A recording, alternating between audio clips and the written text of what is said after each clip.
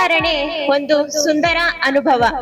ಈ ಸಮಯದಲ್ಲಿ ತಾಯಿಯ ಆರೋಗ್ಯದ ಜೊತೆಗೆ ಮನಸ್ಸಿನ ಶಾಂತಿಯು ಬಹಳ ಮುಖ್ಯ. ತಾಯಿ ಚೆನ್ನಾಗಿದ್ದರೆ ಮಗು ಸಹ ಆರೋಗ್ಯವಾಗಿರುತ್ತದೆ. ಇವತ್ತು ನಾವು ಮಾತೃವಾತ್ಸಲ್ಯ ಆಸ್ಪತ್ರೆ ವತಿಯಿಂದ ಮಾತೃಗರ್ಭ ಸಂಸ್ಕಾರ ಅನ್ನೋ ಕಾರ್ಯಕ್ರಮನ ಉದ್ಘಾಟನೆ ಮಾಡ್ತಾ ಇದೀವಿ. ಸೊ ಈ ಕಾರ್ಯಕ್ರಮಕ್ಕೆ ಉದ್ಘಾಟನೆಗೆ ಯಾರು ಮಾಡ್ಬೇಕು ಅಂತ ನಾವು ಫಸ್ಟ್ ಯೋಚಿಸಿದಾಗ ನಮಗೆ ಹೊಳೆದಿದ್ದು ಶ್ರೀಮತಿ ಬಲ್ಕೇಶ್ ಬಾನು ಮೇಡಮ್ ಅವರು. ನಾನು ಈ ಕಾರ್ಯಕ್ರಮಕ್ಕೆ ಅವ್ರನ್ನ ಸ್ವಾಗತಿಸ್ತೇನೆ. ಅವರು ಜನರ ಜೊತೆ ಇದ್ದು ಜನರನ್ನ ಅರಿತು ಮತ್ತು ಮಹಿಳೆಯ ಸಮಸ್ಯೆಗಳಿಗೆ ಸ್ಪಂದಿಸಿ ಈ ಕಾರ್ಯಕ್ರಮನ ಸರಿಯಾಗಿ ನಮ್ಮ ಈ ಕಾರ್ಯಕ್ರಮದ ಉದ್ಘಾಟನೆಗೆ ಸರಿಯಾದ ವ್ಯಕ್ತಿ ಅಂತ ನಮ್ಗೆ ಅನ್ಸಿ ಅವ್ರನ್ನ ನಾವು ಕರೆದಿದ್ದೀವಿ. ಅವ್ರಿಗೆ ಮತ್ತು ಅವ್ರ ಟೀಮ್ಗೆ ನಾವು ಸ್ವಾಗತ ಕೊಡ್ತೀನಿ. ನಮ್ಮ ಪ್ರಸೂತಿ ತಜ್ಞರಾದಂತ ಡಾಕ್ಟರ್ ಅಮಿತಾ ಹೆಗ್ಡೆ ಅವರಿಗೆ ಸ್ವಾಗತ ಕೊಡ್ತೀನಿ. ಡಾಕ್ಟರ್ ಗೀತಾ ರವಿ ಅವರಿಗೆ ಸ್ವಾಗತ ಕೊಡ್ತೀನಿ. ಡಾಕ್ಟರ್ ನಾಗಮಣಿ ಅವರಿಗೆ ಸ್ವಾಗತ ಕೊಡ್ತೀನಿ. ಮತ್ತು ನಮ್ಮ ಮಕ್ಕಳ ತಜ್ಞರಾದಂತ ಡಾಕ್ಟರ್ ಶ್ವೇತಾ ಅವರಿಗೆ ಸ್ವಾಗತ ಕೊಡ್ತೀನಿ. ಮಾತೃಗರ್ಭ ಸಂಸ್ಕಾರ ಅಥವಾ ಗರ್ಭ ಸಂಸ್ಕಾರನ ಸೋಮವಾರದಂದು ಉಚಿತವಾಗಿ ಈ ಆಸ್ಪತ್ರೆಯಲ್ಲಿ ನಡೆಸಬೇಕು ಅಂತಿದ್ದೀನಿ. ಸೊ ಈ ಕಾರ್ಯಕ್ರಮಕ್ಕೆ ಅಂದ್ರೆ ಈ ಕಾರ್ಯಕ್ರಮದಲ್ಲಿ ಮಾತೃಗರ್ಭ ಸಂಸ್ಕಾರ ಅಂದ್ರೆ ಇದು ಒಂದು ಪುರಾತನ ಭಾರತೀಯ ಸಂಸ್ಕೃತಿ. ಸೊ ಹೇಗೆ ನಾವೆಲ್ಲ ಅನ್ಕೊಂಡಿರ್ತೀವಿ ಮಗು ಹೇಗಿರುತ್ತೆ ಅಥವಾ ಮಗು ಫಿಸಿಕಲ್ ಡೆವಲಪ್ಮೆಂಟ್ ಅಥವಾ ಮೆಂಟಲ್ ಡೆವಲಪ್ಮೆಂಟ್ ಅನ್ನೋದು ತಂದೆ ತಾಯಿಯ ಜೀನ್ಸ್ ಮೇಲೆ ಡಿಪೆಂಡ್ ಆಗುತ್ತೆ ಅಂತ ನಾವು ಇಲ್ಲಿವರೆಗೆ ತಿಳ್ಕೊಂಡಿದ್ದು. ಬಟ್ ಅದ್ರ ಜೊತೆಗೆ ಮಗುವಿನ ಪರಿಸರ ಅಥವಾ ಎನ್ವಿರಾನ್ಮೆಂಟ್ ಏನಿದೆ ಅದು ಹುಟ್ಟಬೇಕಾದ್ರೆ ಮುಂಚೆ ಇರ್ಬೋದು ಅಥವಾ ಹುಟ್ಟಾದ್ಮೇಲೆ ಇರ್ಬೋದು, ಖಂಡಿತವಾಗ್ಲೂ ಅದು ತುಂಬಾನೇ ದೊಡ್ಡ ಬೆಳೆಯುವ ಮಗು ಬೆಳವಣಿಗೆ ದೊಡ್ಡ ಅಂದ್ರೆ ಇದನ್ನ ಫ್ಯಾಕ್ಟರ್ ಆಗಿರುತ್ತೆ.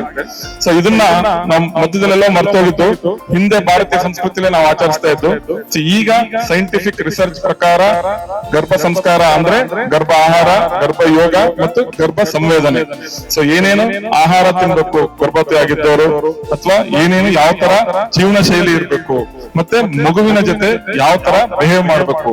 ಸೊ ತಾಯಿನ ಮಗು ಹೇಗೆ ಅರಿತುಕೊಂಡಿರುತ್ತೋ ಮಗು ಕೂಡ ತಾಯಿನ ಅದೇ ತರ ಅರಿತುಕೊಂಡಿರುತ್ತೆ. ತಾಯಿ ಸಂತೋಷವಾಗಿದ್ರೆ ಖಂಡಿತವಾಗ್ಲೂ ಮಗು ಸಂತೋಷ ಇರುತ್ತೆ. ಸೊ ಇದು ಸೈಂಟಿಫಿಕಲಿ ಪ್ರೂವ್ ಆಗಿದೆ.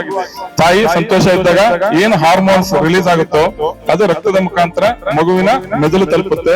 ಮಗು ಖುಷಿಯಾಗಿರೋದಕ್ಕೆ, ಮಗುವಿನ ಬೆಳವಣಿಗೆ ಸರಿಯಾಗಿರೋದಕ್ಕೆ ಇರೋದಕ್ಕೆ ಅದು ಖಂಡಿತವಾಗ್ಲೂ ಸಹಾಯ ಮಾಡುತ್ತೆ.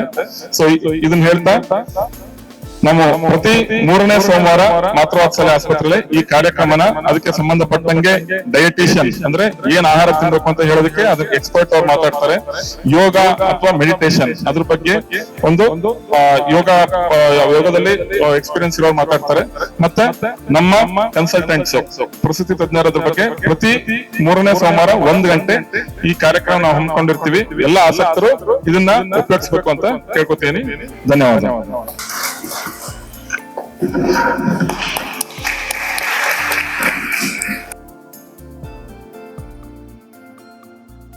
ಸರ್ ಹೇಳ್ದಂಗೆ ಗರ್ಭ ಸಂಸ್ಕಾರ ಅನ್ನೋದು ಒಂದು ಭಾರತೀಯ ಸಂಸ್ಕೃತಿ.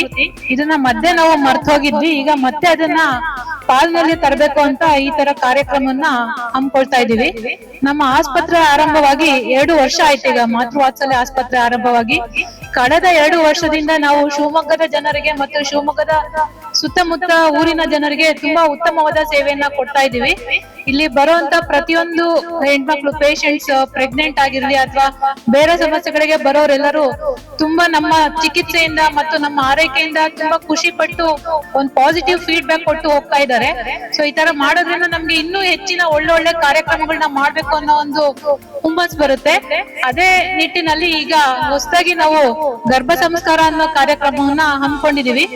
ಗರ್ಭ ಸಂಸ್ಕಾರ ಅಂತಂದ್ರೆ ಈಗ ನಾವ್ ಅನ್ಕೊಂತೀವಿ ಅಂದ್ರೆ ಇತ್ತೀಚಿನ ದಿನಗಳಲ್ಲಿ ಅಪರಾಧ ಜಾಸ್ತಿ ಆಗಿರೋದಾಗಿರ್ಬೋದು ಅಥವಾ ಮಕ್ಕಳು ದುಶ್ಚಟಗಳಿಗೆ ಬಲಿಯಾಗಿರೋದಿರ್ಬೋದು, ಇದನ್ನೆಲ್ಲ ನಾವು ಕಣ್ಣಾರೆ ನೋಡ್ತಾ ಇರ್ತೀವಿ. ಅವಾಗ ಅನ್ಸುತ್ತೆ ಇವರೆಲ್ಲ ಮಕ್ಕಳಾಗಿದ್ದಾಗ ಒಂದು ಒಳ್ಳೆ ಸಂಸ್ಕಾರ ಕೊಟ್ಟಿದ್ರೆ ಈ ತರ ಆಗ್ತಾ ಇರ್ಲಿಲ್ವೇನೋ, ಮಕ್ಕಳು ಒಳ್ಳೆ ದಾರಿಲಿ ಇರ್ತಿದ್ರೇನೋ ಅನ್ನೋ ಅನುಭವ ಎಲ್ಲರಿಗೂ ಎಲ್ಲಾ ಆತರ ತಂದೆ ತಾಯಿಗಳಿಗೆ ಆಗಿರುತ್ತೆ. ಆದ್ರೆ ಮಕ್ಕಳಲ್ಲಿ ಕೊಡೋ ಸಂಸ್ಕಾರಕ್ಕಿಂತ ಗರ್ಭಾವಸ್ಥೆಯಲ್ಲೇ ಇದೆ ಅಂದ್ರೆ ತಾಯಿ ಪ್ರೆಗ್ನೆಂಟ್ ಆಗಿದ್ದಾಗಲೇ ಕೊಡುವಂತ ಸಂಸ್ಕಾರ ಇನ್ನೂ ಮುಖ್ಯವಾಗಿರುತ್ತೆ. ಯಾಕೆಂದ್ರೆ ಮಗುವಿನ 80% ಬೆಳವಣಿಗೆ ತಾಯಿಯ ಗರ್ಭದಲ್ಲೇ ಆಗಿರುತ್ತಂತೆ. ನೆಕ್ಸ್ಟ್ 15% ಫಸ್ಟ್ 2 ಇಯರ್ಸ್ ಅಂದ್ರೆ ಮೊದಲನೇ 2 ವರ್ಷದಲ್ಲಿ ಆಗುತ್ತೆ. ಮತ್ತೆ ಇನ್ನೂ ಒಂದು 5% ಅದರ ನಂತರ ಮಗುವಿನ ಮೆದುಳು ಬೆಳವಣಿಗೆ ಆಗುತ್ತೆ. ಸೊ ಇದರ ಪ್ರಕಾರ 80% ಮಗುವು ತಾಯಿ ಗರ್ಭಾವಸ್ಥೆಯಲ್ಲೇ ಮೆದುಳು ಬೆಳವಣಿಗೆ ಆಗಿರೋದ್ರಿಂದ ಆ ಸಮಯದಲ್ಲಿ ನಾವು ಗರ್ಭಿಣಿ ಹೆಣ್ಮಕ್ಳನ್ನ ಹೇಗ್ ನೋಡ್ಕೊಂತೀವಿ, ಅವಳು ಹೇಗೆ ತನ್ನ ಸುತ್ತಮುತ್ತ ಪರಿಸರದೊಂದಿಗೆ ವಾತಾವರಣದೊಂದಿಗೆ ತನ್ನ ಮನೆಯವರೊಂದಿಗೆ ಯಾವ ರೀತಿ ಇರ್ತಾಳೆ, ಅವಳು ಯಾವ ತರದ ಆಚಾರಗಳು ವಿಚಾರಗಳು ಅವಳದೇನಿರುತ್ತೆ ಅದೆಲ್ಲ ಮಗುವಿನ ಮೇಲೆ ಪ್ರಭಾವ ಬೀರುತ್ತಂತೆ. ಇದಕ್ಕೆ 2 ಪೌರಾಣಿಕ ನಿದರ್ಶನಗಳಿದಾವೆ. ಒಂದು ಭಕ್ತ ಪ್ರಹ್ಲಾದ, ನೀವೆಲ್ಲರೂ ಕೇಳಿರ್ಬೋದು. ಪ್ರಹ್ಲಾದ ತಾಯಿ ಹೊಟ್ಟೆಯಲ್ಲಿ ಅಂದ್ರೆ ತಾಯಿ ಕಯಾದು ಮತ್ತೆ ತಂದೆ ಹಿರಣ್ಯಕಶಿಪು ಒಬ್ಬ ಅಸುರ ಆಗಿದ್ರು, ಕಯಾದು ಒಬ್ಳು ವಿಷ್ಣು ಭಕ್ತ ಆಗಿರ್ತಾಳೆ. ಆ ಮಗು ನಾರದ ಮುನಿಗಳ ಆಶ್ರಮದಲ್ಲಿ ಇವಳು ಗರ್ಭಿಣಿಯಾಗಿದ್ದಾಗ ಇರ್ತಾಳೆ. ಆ ನಾರದ ಮುನಿಗಳ ಬಾಯಿಯಲ್ಲಿ ಹರಿನಾಮ ಸ್ಮರಣೆ ಕೇಳಿ ಕೇಳಿ ಕೇಳಿ ಆ ಮಗುಗೆ ಅದು ಶ್ರೇಷ್ಠ ಹರಿಭಕ್ತನಾಗ್ತಾನೆ. ಅವನು ಹುಟ್ಟಿ ಹೊರ ಬಂದಲ್ಲೂ ಕೂಡ ಯಾವಾಗ ಹರಿನಾಮ ಸ್ಮರಣೆನೆ ಮಾಡ್ತಿರ್ತಾನೆ. ತನ್ನ ತಂದೆ ಎಷ್ಟೇ ವಿರೋಧ ಪಡಿಸಿದ್ರು, ಎಂತ ಶಿಕ್ಷೆ ಕೊಟ್ರು ಕೂಡ ಅವನು ಹರಿನಾಮ ಸ್ಮರಣೆನ ಬಿಡೋದಿಲ್ಲ. ಇದರಿಂದ ನಮಗೆ ಗೊತ್ತಾಗುತ್ತೆ ತಾಯಿ ಗರ್ಭದಲ್ಲಿ ಎಷ್ಟು ಮಗುವಿಗೆ ಪ್ರಭಾವ ಬೀರುತ್ತೆ, ತಾಯಿಯಿಂದ ಮಗುವಿಗೆ ಪ್ರಭಾವ ಬೀರುತ್ತೆ ಅನ್ನೋದು ಗೊತ್ತಾಗುತ್ತೆ. ಇನ್ನೂ ಒಂದು ನಿದರ್ಶನ ಅಭಿಮನ್ಯು. ನೀವೆಲ್ಲ ಕೇಳಿರ್ಬೋದು, ಅಭಿಮನ್ಯು ಸುಭದ್ರೆಯ ಹೊಟ್ಟೆಯಲ್ಲಿದ್ದಾಗಲೇ ಕೃಷ್ಣ ಅಂದ್ರೆ ಕೆಲವೊಂದ್ರಲ್ಲಿ ಕೃಷ್ಣ ಅಂತ ಹೇಳ್ತಾರೆ, ಕೆಲವೊಬ್ರು ಅರ್ಜುನ ಅಂತ ಹೇಳ್ತಾರೆ. ಸೊ ಇವ್ರು ಚಕ್ರವ್ಯೂಹದ ಬಗ್ಗೆ ತಿಳಿಸ್ಕೊಡ್ಬೇಕಾರೆ ಅಂದ್ರೆ ಒಳಗಡೆ ಹೋಗೋದು ತಿಳಿಸ್ಬೇಕಾರೆ ಸುಭದ್ರೆ ನಿದ್ದೆ ಮಾಡ್ಬಿಡ್ತಾಳೆ. ಆದ್ರೆ ಹೊರಗಡೆ ಬರೋದು ಅದನ್ನ ಕೇಳಿಸ್ಕೊಳ್ಳೋದಿಲ್ಲ. ಅವಾಗ ಅಭಿಮನ್ಯುಗೆ ಏನಾಗುತ್ತೆ, ಒಳಗಡೆ ಹೋಗೋದಷ್ಟೇ ಗೊತ್ತಿರುತ್ತೆ, ವಾಪಸ್ ಬರೋದ್ ಗೊತ್ತಿರಲ್ಲ. ಹಾಗಾಗಿ ಮಹಾಭಾರತ ಶುರುವಾದಾಗ ಆ ಮೆಮೊರಿ ಪವರ್ ಇಂದ ಅವನು ಒಳಗಡೆನ ಭೇದಿಸಿ ಹೋಗ್ತಾನೆ, ಬಟ್ ಹೊರಗಡೆ ಬರೋದಕ್ಕೆ ಸ್ಟಕ್ ಆಗಿ ವೀರಮರಣ ಆಗ್ತಾನೆ. ಸೊ ಈ ತರ ಪೌರಾಣಿಕ ನಿದರ್ಶನ ತಗೊಂಡಾಗ ನಮ್ಗೆ ಅನ್ಸುತ್ತೆ ನಿಜವಾಗ್ಲೂ ಗರ್ಭಾವಸ್ಥೆಯಲ್ಲಿ ನಾವು ಮಾಡೋ ಅಂತದ್ದು ಎಷ್ಟು ಮಟ್ಟಿಗೆ ಮಕ್ಕಳು ಅವರ ಗುಣಗಳ ಒಂದಿಗೆ ಅವರ ಉತ್ತಮ ಮೌಲ್ಯಗಳೊಂದಿಗೆ ಎಷ್ಟು ಪ್ರಭಾವ ಬೀರುತ್ತೆ ಅನ್ನೋದು ನಾವೆಲ್ಲ ಅರ್ಥ ಮಾಡ್ಕೋಬೇಕು. ಮತ್ತೆ ಗರ್ಭಧಾರಣೆ ಅನ್ನೋದು ನಮ್ಮ MC ಹೇಳ್ದಾಗೆ ಒಂದು ತುಂಬಾ ಉತ್ತಮವಾದ ಒಂದು ಶ್ರೇಷ್ಠ ಹಂತ. ಸೊ ಗರ್ಭಿಣಿಯಾದಾಗ ನಾವ್ ಏನ್ ಮಾಡ್ತೀವಿ ಅನ್ನೋದು ತುಂಬಾ ಇಂಪಾರ್ಟೆಂಟ್ ಆಗುತ್ತೆ. ಅವಳು ಬರೀ ಅವಳಲ್ಲಿ ದೈಹಿಕ ಬೆಳವಣಿಗೆಗಳು ಮಾತ್ರವಲ್ಲ, ಅವಳು ಚಿಂತನೆಗಳು ಚೇಂಜ್ ಆಗ್ತಾ ಇರ್ತವೆ, ಬದಲಾವಣೆ ಮಾತ್ರ ಅಲ್ಲ, ಚಿಂತನೆ ಚೇಂಜ್ ಆಗ್ತಾ ಇರುತ್ತೆ. ಮಾನಸಿಕವಾಗಿ ಅವಳೊಂದು ಒತ್ತಡದಲ್ಲಿರ್ತಾಳೆ. ಈ ತರ ಎಲ್ಲಾ ಒತ್ತಡಗಳಲ್ಲಿದ್ದಾಗ ಅವಳು ಕೆಲವೊಂದು ತುಂಬಾ ಏನ್ ಹೈಫೈ ಮಾಡುವಂತದ್ದೇನಿಲ್ಲ, ಸಿಂಪಲ್ ಸ್ಟೆಪ್ಸ್ ತಗೊಳ್ಳೋದ್ರಿಂದ ಅವಳು ತನ್ನ ಗರ್ಭವನ್ನ ಯಾವ ರೀತಿ ಚೆನ್ನಾಗಿ ನೋಡ್ಕೋಬಹುದು, ಯಾವ ರೀತಿ ಒಳ್ಳೆ ಮಗುವನ್ನ ಸಮಾಜಕ್ಕೆ ಕೊಡ್ಬೋದು ಅನ್ನೋದು ತುಂಬಾ ಮುಖ್ಯ ಆಗುತ್ತೆ.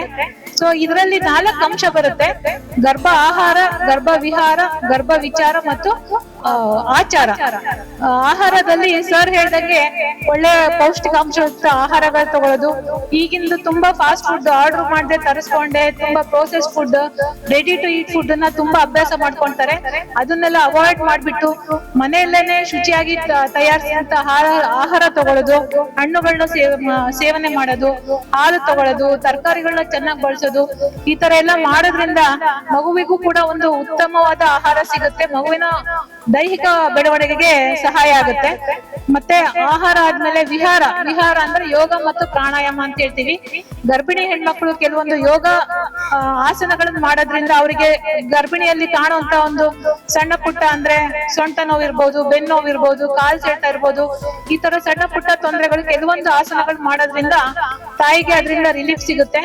ಮತ್ತೆ ಪ್ರಾಣಾಯಾಮ ಮಾಡೋದ್ರಿಂದ ನಾವು ದೀರ್ಘ ಉಸಿರನ್ನು ತಗೊಳ್ಳೋದ್ರಿಂದ ಒಳ್ಳೆ ಆಕ್ಸಿಜನ್ ತಾಯಿಗೆ ಹೋಗಿ ತಾಯಿ ಮತ್ತು ಮಗುವಿಗೆ ಒಳ್ಳೆ ಹೆಚ್ಚಾದ ಆಮ್ಲಜನಕ ಸಿಗುತ್ತೆ ಮತ್ತು ಮಗುವಿನ ಒಳ್ಳೆಯ ಬೆಳವಣಿಗೆಗೆ ಕೂಡ ಕಾರಣ ಆಗುತ್ತೆ. ನೆಕ್ಸ್ಟ್ ವಿಚಾರ ಅಂದ್ರೆ ತಾಯಿ ಒಳ್ಳೆ ವಿಚಾರ ಅಂದ್ರೆ ಪಾಸಿಟಿವ್ ಥಿಂಕಿಂಗ್ ಇದ್ದಲ್ಲಿ ಅದು ಮಗುವಿಗೂ ಕೂಡ ಬರುತ್ತೆ ಅಂತ. ನೆಕ್ಸ್ಟ್ ಆಚಾರ ಅಂದ್ರೆ ಆಧ್ಯಾತ್ಮಿಕ ಅಭ್ಯಾಸಗಳು. ಅಂದ್ರೆ ಪ್ರೆಗ್ನೆಂಟ್ ಇದ್ದಾಗ ಒಳ್ಳೊಳ್ಳೆ ಪುಸ್ತಕ ಓದೋದು ಅಥವಾ ಪುರಾಣಗಳನ್ನ ಓದೋದು, ಶ್ಲೋಕಗಳನ್ನ ಓದೋದು, ಮಂತ್ರೋಚ್ಚಾರಣೆ ಮಾಡೋದು, ಇವೆಲ್ಲ ಮಾಡೋದ್ರಿಂದ ಅದೆಲ್ಲ ಪಾಸಿಟಿವ್ ಎಫೆಕ್ಟ್ ಮಗುಗ್ ಬಂದ್ಬಿಟ್ಟು ಮಗು ಒಂದು ಉತ್ತಮವಾದ ಮೌಲ್ಯಗಳನ್ನ ಇಟ್ಕೊಂಡು ಒಳ್ಳೆ ಸಂಸ್ಕಾರಗಳನ್ನ ತಾಯಿ ಗರ್ಭದಲ್ಲೇನೆ ಕಲ್ತ್ಕೊಂಡು ಬಂದಾಗ ಆ ಮಗುವಿನ ಒಂದು ಆರೈಕೆ ಕೂಡ ಈಸಿ ಆಗುತ್ತೆ. ಮಗು ದೊಡ್ಡವಳಾಗಿ ಬೆಳೆದು ಹುಡುಗ ಆಗಿರ್ಲಿ ಹುಡುಗಿ ಆಗಿರ್ಲಿ ದೊಡ್ಡವರಾದ್ಮೇಲೆ ಒಂದು ಒಳ್ಳೆ ಸಮಾಜನ ನಿರ್ಮಾಣ ಮಾಡೋದಿಕ್ಕೆ ಸಹಕಾರ ಆಗುತ್ತೆ ಅಂತೇಳಿ ಇದ್ರ ಜೊತೆಗೆ ಇನ್ನೂ ಒಂದು ಮುಖ್ಯವಾದ ಅಂಶ ಗರ್ಭ ಸಂವಾದ. ಗರ್ಭ ಸಂವಾದ ಅಂದ್ರೆ ತಾಯಿ ತನ್ನ ಮಗುವಿನ ಜೊತೆ ಮಾತಾಡೋದು. ಪ್ರತಿದಿನ ಒಂದ್ ಸ್ವಲ್ಪ ಸಮಯನ ಫ್ರೀ ಮಾಡ್ಕೊಂಡು ತಾಯಿ ತನ್ನ ಮಗುವಿನ ಜೊತೆಗೆ ಒಂದು ಒಳ್ಳೆ ವಿಚಾರಗಳನ್ನ ಹಂಚ್ಕೊಂಡ್ರೆ, ಬರೀ ತಾಯಿ ಅಷ್ಟೇ ಅಲ್ಲ, ಅವ್ರ ಮನೇಲಿರೋ ಕುಟುಂಬ ಸದಸ್ಯರು, ಅವ್ರ ಗಂಡ ಆಗಿರ್ಬೋದು, ತಂದೆ ತಾಯಿ ಆಗಿರ್ಬೋದು, ಮಗುವಿನ ಜೊತೆಗೆ ಒಂದು ಸಂಭಾಷಣೆ ಮಾಡೋದ್ರಿಂದ ಆ ಮಗುವಿಗೆ ಒಂದು ಉತ್ತಮ ಮೌಲ್ಯಗಳನ್ನ ನಾವು ಕೊಟ್ಟು ಉತ್ತಮ ಸಮಾಜವನ್ನ ನಾವು ನಿರ್ಮಾಣ ಮಾಡ್ಬೋದು ಅನ್ನೋದು ನಾನ್ ತಿಳಿಸ್ಲಿಕ್ಕೆ ಬಯಸ್ತೇನೆ. ಸೊ ಶ್ರೇಷ್ಠ ತಾಯಿಯಿಂದ ಶ್ರೇಷ್ಠ ಮಗು, ಶ್ರೇಷ್ಠ ಮಗುವಿಂದ ಶ್ರೇಷ್ಠ ಸಮಾಜ ಅನ್ನೋ ಒಂದು ಸಂದೇಶವನ್ನ ತಿಳಿಸ್ಲಿಕ್ಕೆ ಬಯಸ್ತೇನೆ. Thank you. ಮಹತ್ತರವಾದ ಕಾರ್ಯಕ್ರಮ ಆಗಿರ್ತಕ್ಕಂಥ ಮಾತ್ರ ಗರ್ಭಿಣಿ ಸಂಸ್ಕಾರದ ಈ ಕಾರ್ಯಕ್ರಮವನ್ನು ಏರ್ಪಾಡು ಮಾಡಿರ್ತಕ್ಕಂಥ ಡಾಕ್ಟರ್ ಪೃಥ್ವಿ ಅವರೇ, ಈಗ ತಾನೇ ತಮ್ಮನ್ನು ಉದ್ದೇಶಿಸಿ ಬಹುಶಃ ಎಲ್ಲರಿಗೂ ಒಂದಟ್ಟು ಹಾಗೆ ಮಾತಾಡಿದ್ದಾರೆ ಅನ್ಸುತ್ತೆ. ಬಹಳ ಚೆನ್ನಾಗಿ ಗರ್ಭಿಣಿ ಅನ್ನೋದನ್ನ ಯಾವ ತರ ಇರಬೇಕು ಅಂತ ಮಾತಾಡಿದ್ರು ಶ್ರೀಮತಿ ನಾಗಮಣಿ ಅವರೇ ಮತ್ತು ವೇದಿಕೆ ಮೇಲೆ ಇರುವ ಎಲ್ಲ ನನ್ನ ಸೋದರಿ ವೈದ್ಯಾಧಿಕಾರಿಗಳೇ, ಈ ಕಾರ್ಯಕ್ರಮದಲ್ಲಿ ಭಾಗವಹಿಸಿರ್ತಕ್ಕಂಥ ಬಹಳ ಜನ ಸಾಮಾಜಿಕ ಕಾರ್ಯಕರ್ತರು ಬಂದಿದ್ದಾರೆ ಮತ್ತು ತಾಯಿ ಆಗೋರು ಬಂದಿದ್ದಾರೆ ಮತ್ತು ತಾಯಿ ಮಾಡ್ಸಯ್ಯ ಅವ್ರ ತಂದೆ ತಾಯಿ ಎಲ್ಲ ಪೋಷಕರು ಎಲ್ಲರೂ ಕೂಡ ಬಂದಿದ್ದಾರೆ. ಎಲ್ಲರಿಗೂ ನಮಸ್ಕಾರ. ಇದನ್ನೆಲ್ಲ ಸಾರ್ವಜನಿಕವಾಗಿ ಮಾಡ್ಬೇಕಾಗಿರ್ತಕ್ಕಂಥ ಕೆಲಸ. ಇದು 2ನೇ ಬಾರಿ ಈ ಬಿಲ್ಡಿಂಗ್ ಅಲ್ಲಿ ಬರ್ತಾ ಇದ್ದೀನಿ ಅಂತ ಅನ್ಸುತ್ತೆ. ನಾನು ಇದು ಮುಂಚೆ ಪತ್ರಕರ್ತರ ಸಂಘದವರು ಕೂಡ ಒಂದು ಕಾರ್ಯಕ್ರಮವನ್ನು ಏರ್ಪಾಡು ಮಾಡ್ಕೊಂಡಿದ್ರು ಅವರು ಸಂಘದವರಿಗೆ. ಇದು 2ನೇ ಬಾರಿ ಈ ಬಿಲ್ಡಿಂಗ್ ಅಲ್ಲಿ ಒಂದು ಆರೋಗ್ಯಕರದ ಒಂದು ಕಾರ್ಯಕ್ರಮಕ್ಕೆ ಭಾಗವಹಿಸಲಿಕ್ಕೆ ಅವಕಾಶವನ್ನು ಕೊಟ್ಟಿದ್ದಾರೆ. ವೈಯಕ್ತಿಕವಾಗಿ ನಮ್ಮನ್ನ ಧನ್ಯವಾದ ಕೂಡ ಹೇಳಕ್ ಇಷ್ಟಪಡ್ತೇನೆ. ನಾನು ಕರ್ನಾಟಕ ರಾಜ್ಯದ ಮಹಿಳಾ ಮತ್ತು ಮಕ್ಕಳ ಸಮಿತಿ ಇದ್ದೀನಿ. ಮೊನ್ನೆ ತಾನೇ ನಾವು ಮಹಿಳೆಯರ ಬಗ್ಗೆ, ಮಕ್ಕಳ ಬಗ್ಗೆ ಚರ್ಚೆ ಮಾಡ್ಬೇಕಾದ್ರೆ ಗರ್ಭಿಣಿಯವರ ಬಗ್ಗೆನೂ ಕೂಡ ಅಲ್ಲಿ ಬಹಳಷ್ಟು ಚರ್ಚೆಗಳನ್ನು ಕೂಡ ಮಾಡಿದ್ವಿ. ಈ ತರದ ಈ ಕಾರ್ಯಕ್ರಮ, ಈ ಸಂಸ್ಕಾರದ ಕಾರ್ಯಕ್ರಮ ಇದು ಮೊದ್ಲೆಲ್ಲ ಬಹಳ ಜನ ಹಳ್ಳಿಯಿಂದ ಇರ್ತಕ್ಕಂಥವ್ರು ಕೂಡ ಇದ್ದಾರೆ. ಗರ್ಭಿಣಿ ಮಗಳು ಆಗ್ತಾರೆ ಅಂದ್ರೆ ಇಡೀ ಕುಟುಂಬ, 2 ಕುಟುಂಬಗಳೇ ಬಹಳ ದೊಡ್ಡ ಸಂತೋಷದ ಸುದ್ದಿ. ಅಲ್ಲಿ ಮೊದ್ಲೇ ಮದ್ವೆ ಆಗಿ 15 ದಿವಸನೇ ಆಗಿರಲ್ಲ, ಆಗ್ಲೇ ಶುರು ಮಾಡ್ತಾರೆ ಈ ಕಡೆ ಬ್ರೈಡ್ ತಾಯಿನೂ, ಈ ಕಡೆ ಬ್ರೈಡ್ ಗ್ರೂಮ್ ತಾಯಿನೂ ಏನಾಯ್ತು ಅಂತ. ಅದಕ್ಕೊಂದು ಲಿಮಿಟ್ ಇರುತ್ತೆ ಅಂತ ನನಗೆ ಗೊತ್ತಿರಲಿಲ್ಲ. ಆ ತರದ ಒಂದು ಪೋಷಕರು ಮಾನಸಿಕವಾಗಿ ಸಿದ್ಧತೆ ಮಾಡ್ಕೊಳ್ತಾ ಇದ್ರು ಹಿಂದೆ ದಿನಗಳಲ್ಲಿ. ಮಗು ಆದ್ರೆ ಸಾಕು, ಗರ್ಭಿಣಿ ಆದ್ರೆ ಸಾಕು ಅಂತ ಆ ತರದ ವಾತಾವರಣ ಮನೆಯಲ್ಲಿ ಸೃಷ್ಟಿ ಆಗುತ್ತೆ. ಅದನ್ನ ನೋಡಿ ಇಬ್ರು ಗಂಡ ಹೆಂಡತಿ ಮಗುಗೆ ಉಡ್ಸೋರು ಕೂಡ ಇವರೆಲ್ಲ ಇಷ್ಟು ಸಂಭ್ರಮ ಮಾಡ್ಬೇಕಾದ್ರೆ ನಾನು ಕೂಡ ಸಂಭ್ರಮದಲ್ಲಿ ಭಾಗವಹಿಸಬೇಕು ಅಂತ ಹೇಳಿ ಮಾನಸಿಕವಾಗಿ ಸಿದ್ಧತೆ ಮಾಡ್ಕೊಳ್ಳೋಕ್ಕೂ ಕೂಡ ಪ್ರಯತ್ನ ಮಾಡ್ತಾ ಇದ್ರು. ಇದನ್ನೆಲ್ಲ ನಶಿಸಿ ಹೋಗಿದೆ ಇವತ್ತಿನ ದಿನಗಳಲ್ಲಿ. ಬರೇ ಫಿಲ್ಮ್ ಅಲ್ಲಿ ಮಾತ್ರ ನೋಡ್ತಾ ಇದೀವಿ. ಮಗು ಗರ್ಭಿಣಿ ಆಗ್ತಾ ಇದ್ದಾಳೆ ನನ್ನ ಮಗಳು ಅಂದ ತಕ್ಷಣ ಇಲ್ಲಿಂದ ಅವರೆಲ್ಲ ಸ್ವೀಟ್ಸ್, ಫಲಹಾರ ಎಲ್ಲ ತಗೊಂಡ್ಬಂದು ಫಂಕ್ಷನ್ ಮಾಡೋದು ಅದನ್ನೆಲ್ಲ ಆಗ್ಬಾರ್ದು. ಮಕ್ಕಳು ದೇವ್ರ ವರದಾನ. ಬಹಳಷ್ಟು ಜನ ಮಕ್ಕಳು ಇಲ್ದಲೇ ಇದ್ದವರು ಇದ್ದಾರೆ. ಮಕ್ಕಳಿಗೆ ನೋಡಿ ಸಂತೋಷ ಪಡೋರು ಇದ್ದಾರೆ. ಮಕ್ಕಳಿಗೆ ಆದವರು ಅವ್ರಿಗೊಂದು ದೇವ್ರ ವರದಾನ ಕೊಟ್ಟಿದ್ದಾರೆ ಅಂತಾನು ಕೂಡ ಭಾವಿಸ್ತಾರೆ. ಯಾವುದೇ ಮಗು ಇರ್ಲಿ, ಹೆಣ್ಣಿಗ್ಲಿ ಗಂಡಿರ್ಲಿ, ಒಂದಷ್ಟು 10-15 ವರ್ಷ ನಾವೆಲ್ಲ ನನ್ನ ರಾಜಕೀಯ ಜೀವನದಲ್ಲಿ ಒಂದು ಹಂತದಲ್ಲಿ ಈ ಹೆಣ್ಮಕ್ಳ ಭ್ರೂಣ ಹತ್ಯೆ ಬಗ್ಗೆನೂ ಕೂಡ ಬಹಳ ಇಡೀ ಜಿಲ್ಲೆಯೆಲ್ಲರ ರಾಜ್ಯಾದ್ಯಂತ ನಾವು ಒಂದು ಚಳವಳಿಯನ್ನು ಕೂಡ ಮಾಡಿದ್ವಿ. ಅದ್ರಲ್ಲಿ ನಮ್ಮ ಜಿಲ್ಲೆಯಲ್ಲಿ ಸ್ವಲ್ಪ ಮುಂಚೂಣಿ ಇದ್ದು ಕೂಡ ನಾನು ಮಾಡಿದೆ. ಆ ತರದ ಒಂದು ಹೆಜ್ಜೆಗಳನ್ನ ತಾವು ಚಿಂತನೆ ಮಾಡಬಾರ್ದು. ಬಹಳ ಚೆನ್ನಾಗಿ ನಮ್ ನಾಗಮಣಿ ಅವರು ಹೇಳಿದ್ರು, ಡಾಕ್ಟರ್ ಅವರು, 3 ಸ್ಟೆಪ್ ನಾವು ತಗೋಬೇಕಾಗತ್ತೆ. ತಾಯಿ ಆಗ್ಬೇಕು ಅಂತಂದ್ರೆ ಇದನ್ನೆಲ್ಲ ನಾವು ಅಳವಡಿಸ್ಕೋಬೇಕು ಅಂತ. ಬರೀ ಫಿಲ್ಮ್ ಅಲ್ಲಿ ಮಾತ್ರ ನೋಡ್ತೀವಿ, ಹೊಟ್ಟೆ ಮೇಲೆ ಕೈ ಇಟ್ಕೊಂಡು ತಂದೆ ತಾಯಿ ಮಾತಾಡುದು, ಹೌದಲ್ವಾ? ನಮಗೊಂಥರ ನಾಚಿಕೆ. ಮನೆಯಲ್ಲಿ ಮಾತಾಡಿದ್ರೆ ಅತ್ತೆ ಏನ್ ತಿಳ್ಕೊಳ್ತಾರೋ, ಮತ್ತೆ ಸುತ್ತಮುತ್ತ ಇರ್ತಕ್ಕಂಥ ನಾದ್ಯರು ಏನ್ ತಿಳ್ಕೊಳ್ತಾರೋ, ಮಗು ಮಾತಾಡಿದ್ರೆ. ಇದು ಗ್ರಾಮೀಣ ಪ್ರದೇಶದಲ್ಲಿ ಈ ತರದ ವಾತಾವರಣ ಇರೋದ್ರಿಂದ ಅದನ್ನೆಲ್ಲ ನಶಿಸಿ ಕಳಿಸ್ಬೇಕು ನಾವು. ಅದನ್ನೆಲ್ಲ ದೂರ ಇಡ್ಬೇಕು. ಅದನ್ನೆಲ್ಲ ನನ್ನ ಮಗುಗ್ ನಾನು ಉಡಿಸ್ತಾ ಇದ್ದೀನಿ, ನನ್ನ ಜೊತೆಗೆ ಮಗುನು ಕೂಡ ಬೆಳೀತಾ ಇದೆ ನನ್ನ ಜೊತೆಗೆ. ಅದಕ್ಕೆ ಹಾಗಾಗಿ ನಾನು ಸಂತೋಷವಾಗಿರ್ಬೇಕು ಅಂತ ಅವ್ರು ಏನ್ ಸಂದೇಶ ಕೊಟ್ರು ಆ ತರ ತಾವು ಪಾಲಿಸ್ಬೇಕು. ಇಲ್ಲಿ ಎಲ್ಲರೂ ಕೂಡ ತಾಯಿ ಆಗೋರು ಪಾಲಿಸ್ಬೇಕು. ಅದಕ್ಕೆ ನಮ್ಮ ಆರೋಗ್ಯಾಧಿಕಾರಿಯವರಿಗೂ ಹೇಳ್ತಾ ಇದ್ದೆ ನಾನು, ನೋಡಿ ಈ ತರದ ಕಾರ್ಯಕ್ರಮ ಸರ್ಕಾರ ವತಿಯಿಂದನೂ ಕೂಡ ಪ್ರತಿಯೊಂದು ಹಳ್ಳಿಯಲ್ಲೂ ಕೂಡ ಆಗ್ಬೇಕು. ನಮ್ಮ ಸಂಸ್ಕಾರ ನಮ್ಮ ಪೂರ್ವಜರು ಹಾಕೊಟ್ಟಿರ್ತಕ್ಕಂಥ ಈ ತರದ ಒಂದು ಕಾರ್ಯಕ್ರಮಗಳನ್ನ ಮತ್ತೆ ನಾವು ಪ್ರಾರಂಭ ಮಾಡ್ಬೇಕು, ಪುನರ್ ಪ್ರಾರಂಭ ಮಾಡ್ಬೇಕು. ಧಾರ್ಮಿಕ ಚಟುವಟಿಕೆಯಲ್ಲಿ ಭಾಗವಹಿಸ್ಬೇಕು ಅಂತ ಹೇಳಿದ್ರು. ಹೌದು, ಯಾಕಂದ್ರೆ ಅದರಿಂದ ಒಂದು ಶಿಸ್ತು ಕಲಿತಾರೆ ಮಕ್ಕಳು.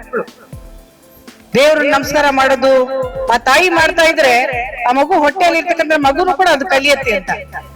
ನನಗೆ ಯಾಕೆ ಸ್ವಲ್ಪ ಡಾಕ್ಟರ್ ಎದುರುಗಡೆ ನಾನು ಮಾತಾಡೋದು ಸರಿಯಲ್ಲ ಅಂತ ಅನ್ಸುತ್ತೆ. ಆದ್ರೂ ಕೂಡ ನನ್ನ ಮನೇಲೂ ಒಂದ್ 3 ಡಾಕ್ಟರ್ ಇರೋದ್ರಿಂದ ಅದನ್ನೆಲ್ಲ ಮಾತಾಡ್ತಾ ಅವರು ಕೂಡ ನನಗೆ ಹೇಳ್ತಾ ಇದು ನಾವೆಲ್ಲ ಓದಿ ಈ ಪ್ರಚಾರ ಮಾಡೋದ್ರಲ್ಲಿ ತೊಡಗಿರೋದ್ರಿಂದ ಆ ಒಂದು ಭಾವನೆಯನ್ನ ವ್ಯಕ್ತಪಡಿಸ್ತಾ ಇದ್ದೀನಿ.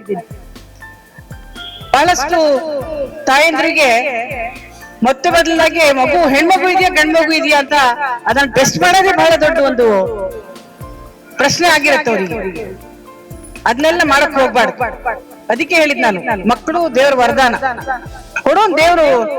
ಹೆಣ್ಮಗು ಕೊಟ್ಟಿದ್ದಾನೆ, ಗಂಡ್ ಮಗುನು ಕೊಟ್ಟಿದ್ದಾರೆ. ಆ ಹೊಟ್ಟೆಯಲ್ಲಿ ಮಗು ಹುಟ್ಟೋದೇ ಒಂದು ಬಹಳ ದೊಡ್ಡ ವರದಾನ. ಅಂದ್ರೆ ಹೆಣ್ಣು ಗಂಡು ಎರಡು ಒಂದೇ. ಈಗ ನಮಗೆ ನಮ್ ದೇಹಕ್ಕೆ ಒಂದೇ ಕಣ್ಣಿದ್ರೆ ಹೆಂಗಾಗತ್ತೆ ನೋಡಿ, ಸಾಧ್ಯನಾ ಇಡೀ ಪ್ರಪಂಚ ನೋಡಕ್ಕೆ? ಒಂದ್ ಕಣ್ಣಲ್ಲಿ ಏನ್ ಅರ್ಧ ನೋಡೋಣ, ಕಾಲ್ ಭಾಗ ನೋಡ್ತೀವಿ ಅಷ್ಟೇ. 2 ಕಣ್ಣಿದ್ರೆ ಇಡೀ ಪ್ರಪಂಚ ನೋಡ್ಬೋದು.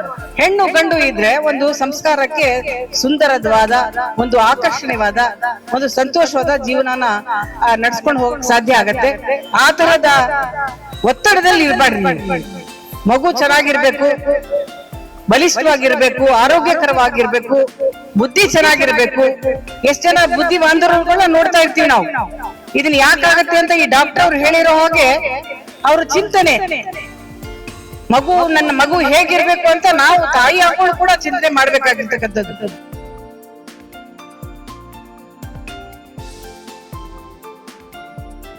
ಯಾಕೆ ನಮ್ಮಲ್ಲಿ ಸಂಸ್ಕಾರ ಅಂತ ಮಾಡಿದ್ದಾರೆ? ಗರ್ಭ ಸಂಸ್ಕಾರ, ವಟಿ ಸಂಸ್ಕಾರ, it's a culture and tradition. ಎಲ್ಲಾ ಧರ್ಮ ಜಾತಿ ಎಲ್ಲದರಲ್ಲೂ ಇದೆ. ಯಾಕೆ ಮಾಡಿದ್ದಾರೆ ಅಂತಂದ್ರೆ ಮಗುವಿನ ಗುಣ ಸ್ವಭಾವ ತಾಯಿ ಗರ್ಭದಿಂದ ಶುರು ಆಗುತ್ತೆ. ಅಂದ್ರೆ 8th ವೀಕ್ ಅಂತೀವಿ, 8ನೇ ವಾರದಲ್ಲಿ ಹೃದಯ ಬಡಿತ ಶುರು ಆಗುತ್ತೆ. ನೀವು ಗೊಬ್ಬರನ ಸಸಿ ಆದಾಗ ಹಾಕ್ಬೇಕು, ಮರ ಆದಾಗಲ್ಲ. ಸೊ ಇದನ್ನ ಹೇಳ್ಬೇಕು ಅಂತಾನೆ ಈ ಕಾರ್ಯಕ್ರಮದ ಮುಖಾಂತರ ನಿಮಗೆ ತಿಳಿಸ್ಬೇಕು ಅಂತಾನೆ ಈ ಕಾರ್ಯಕ್ರಮನ ಹಮ್ಮಿಕೊಂಡಿದ್ದು. ಈ ಕಾರ್ಯಕ್ರಮಕ್ಕೆ ಹೋಗೋಟ್ಟು ತಮ್ಮ ಎಲ್ಲಾ ಕೆಲಸಗಳನ್ನು ಬಿಡು ಸಮಯದಲ್ಲಿ ಬಂದಿರ್ತಕ್ಕಂತ MLC ಮೇಡಮ್ ಅವರಿಗೆ, ಭದ್ರಾವತಿ ಕ್ಷೇತ್ರ ಬಲ್ಕೀಶ್ ಬಾನು ಮೇಡಮ್ಗೆ ಧನ್ಯವಾದಗಳು. ಮತ್ತು ನಮ್ಮ ಸಂಸ್ಥೆಯ ಕೇಂದ್ರ ಬಿಂದುಗಳಾಗಿರ್ತಕ್ಕಂತ ಈ ಸಂಸ್ಥೆಯ ಮೆಡಿಕಲ್ ಡೈರೆಕ್ಟರ್ ಜ್ಯೋತಿ ಸರ್ಗೆ ಧನ್ಯವಾದಗಳನ್ನು ತಲುಪಿಸ್ತೀನಿ. ಮತ್ತು ನನ್ನ ನಲ್ಮೆಯ ಮೇಡಮ್ಗಳು ಆದಂತ ಡಾಕ್ಟರ್ ಗೀತಾ ರವಿ ಮತ್ತು ಅಮಿತಾ ಹೆಗಡೆ ಮೇಡಮ್ಗೂ ನಾನು ಧನ್ಯವಾದಗಳನ್ನ ತಲುಪಿಸ್ತೀನಿ. ಮತ್ತು ಮತ್ತೊಬ್ಬ OBG ತಜ್ಞರು ಈ ಸಂಸ್ಥೆಯಲ್ಲಿ ಮುಂಚೆಯಿಂದಲೂ ತಮ್ಮ ಕಾರ್ಯನಿರ್ವಹಿಸತಕ್ಕಂತ ಡಾಕ್ಟರ್ ನಾಗಮಣಿ ಮೇಡಮ್ಗೂ ನಾನು ಧನ್ಯವಾದಗಳನ್ನ ಸಲ್ಲಿಸ್ತೀನಿ. ಮತ್ತು ನನ್ನ ಸಹೋದ್ಯೋಗಿ ಮಿತ್ರರಾದಂತ ಡಾಕ್ಟರ್ ಶ್ವೇತಾ, ಪೀಡಿಯಾಟ್ರಿಷಿಯನ್ ಮಕ್ಕಳ ತಜ್ಞರು, ಅವರು ಈ ಕಾರ್ಯಕ್ರಮಕ್ಕೆ ಯಶಸ್ವಿಯಾಗಕ್ಕೆ ಕಾರಣರಾಗಿರ್ತಾರೆ. ಅವ್ರಿಗೂ ಧನ್ಯವಾದಗಳನ್ನ ತಿಳಿಸ್ಕೊಡ್ತೀನಿ. ಎಲ್ಲಾ ತಾಯಂದಿರು ಸೂಚಿಸಿದ ಇನ್ನೊಂದು ಕೊಠಡಿಗೆ ಹೋಗಬೇಕಾಗಿ ವಿನಂತಿ.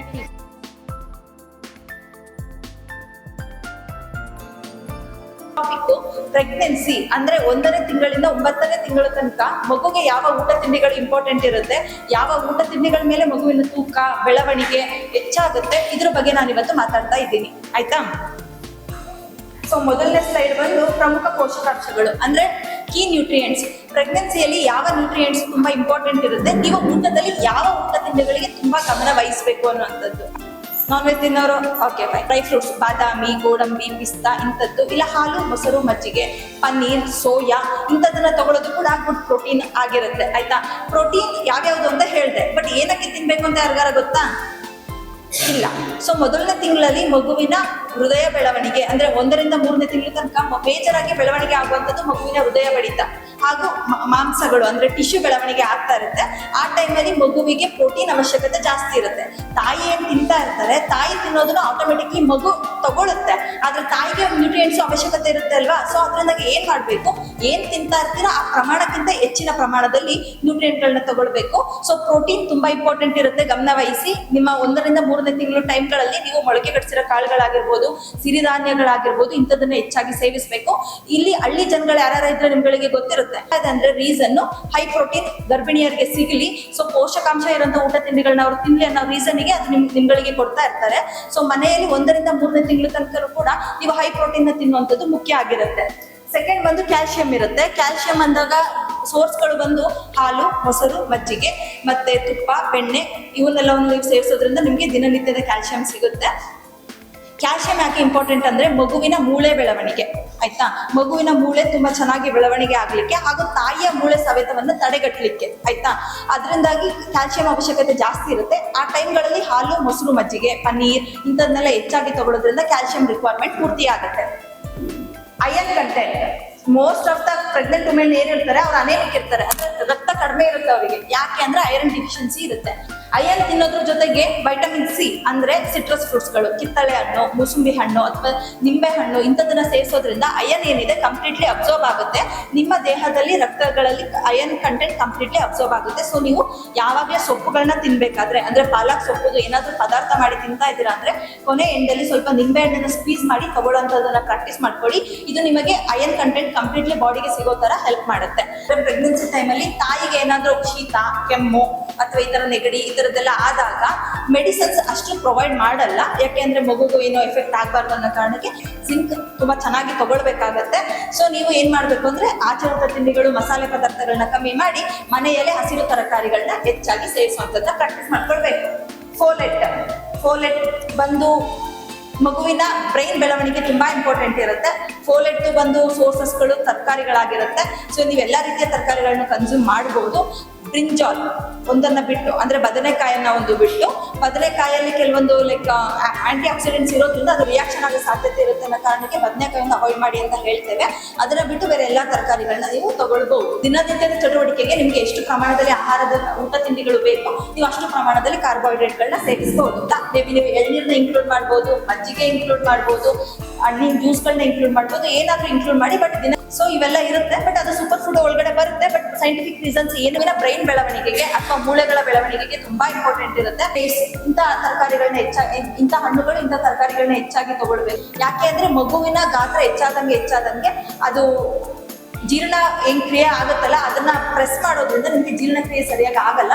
ಸ್ವಲ್ಪ ತಗೊಂಡಂಗೆ ಸ್ವಲ್ಪ ಲೈಕ್ ಸಾಕು ಅನ್ಸೋಂಥದ್ದು ಅಥವಾ ಕೇಸರಿ ಅನ್ಸೋದು ಈ ತರ ಆಗ್ತಾ ಇರುತ್ತೆ. ಬಟ್ ಈ ಕೇಸರಿ ತಗೊಳ್ಳೋದ್ರಿಂದ, ಪಿಂಚ್ ಆಫ್ ದ ಕೇಸರಿ ತಗೊಳ್ಳೋದ್ರಿಂದ ನಿಮ್ಮ ಜೀರ್ಣಕ್ರಿಯೆಗೂ ಕೂಡ ಅದು ಸಹಾಯ ಮಾಡುತ್ತೆ, ಆಯ್ತಾ?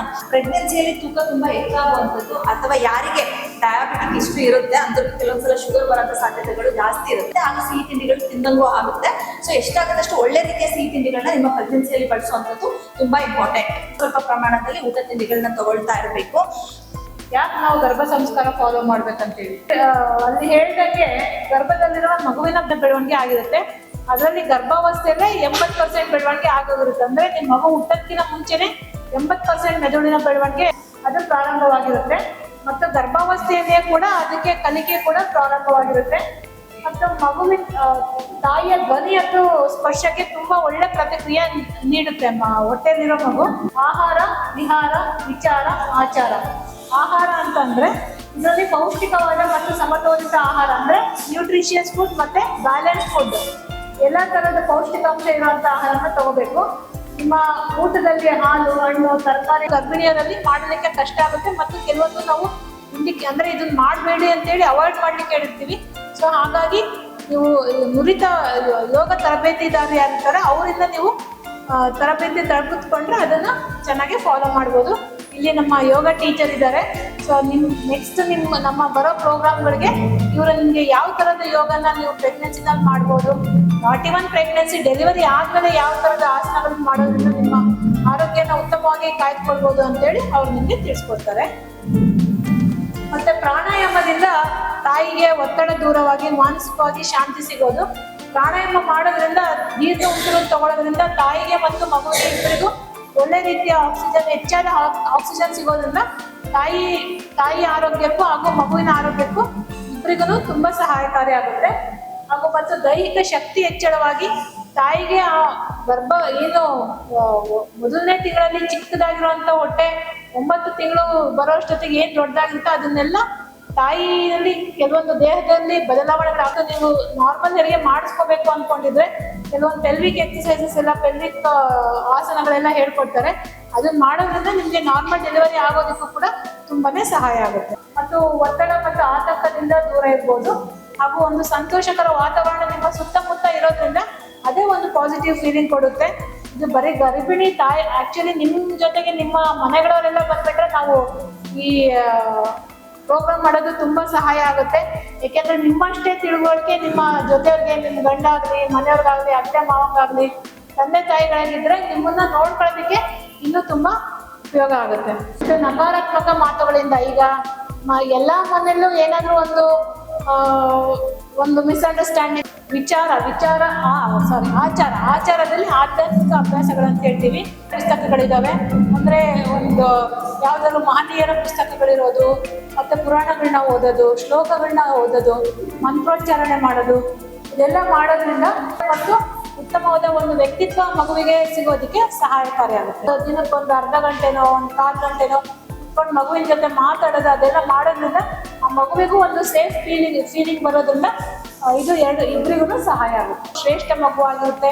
ಈ ಶ್ರೇಷ್ಠ ಮಕ್ಕಳಾಗಿ ಒಂದು ಶ್ರೇಷ್ಠ ಸಮಾಜವನ್ನ ನಿರ್ಮಾಣ ಮಾಡೋದ್ರಲ್ಲಿ ಹೆಲ್ಪ್ ಆಗುತ್ತೆ ಅಂತ ಹೇಳ್ಬಿಟ್ಟು ನನ್ನ ಮಾತನ್ನ ಮುಗಿಸ್ತೀನಿ.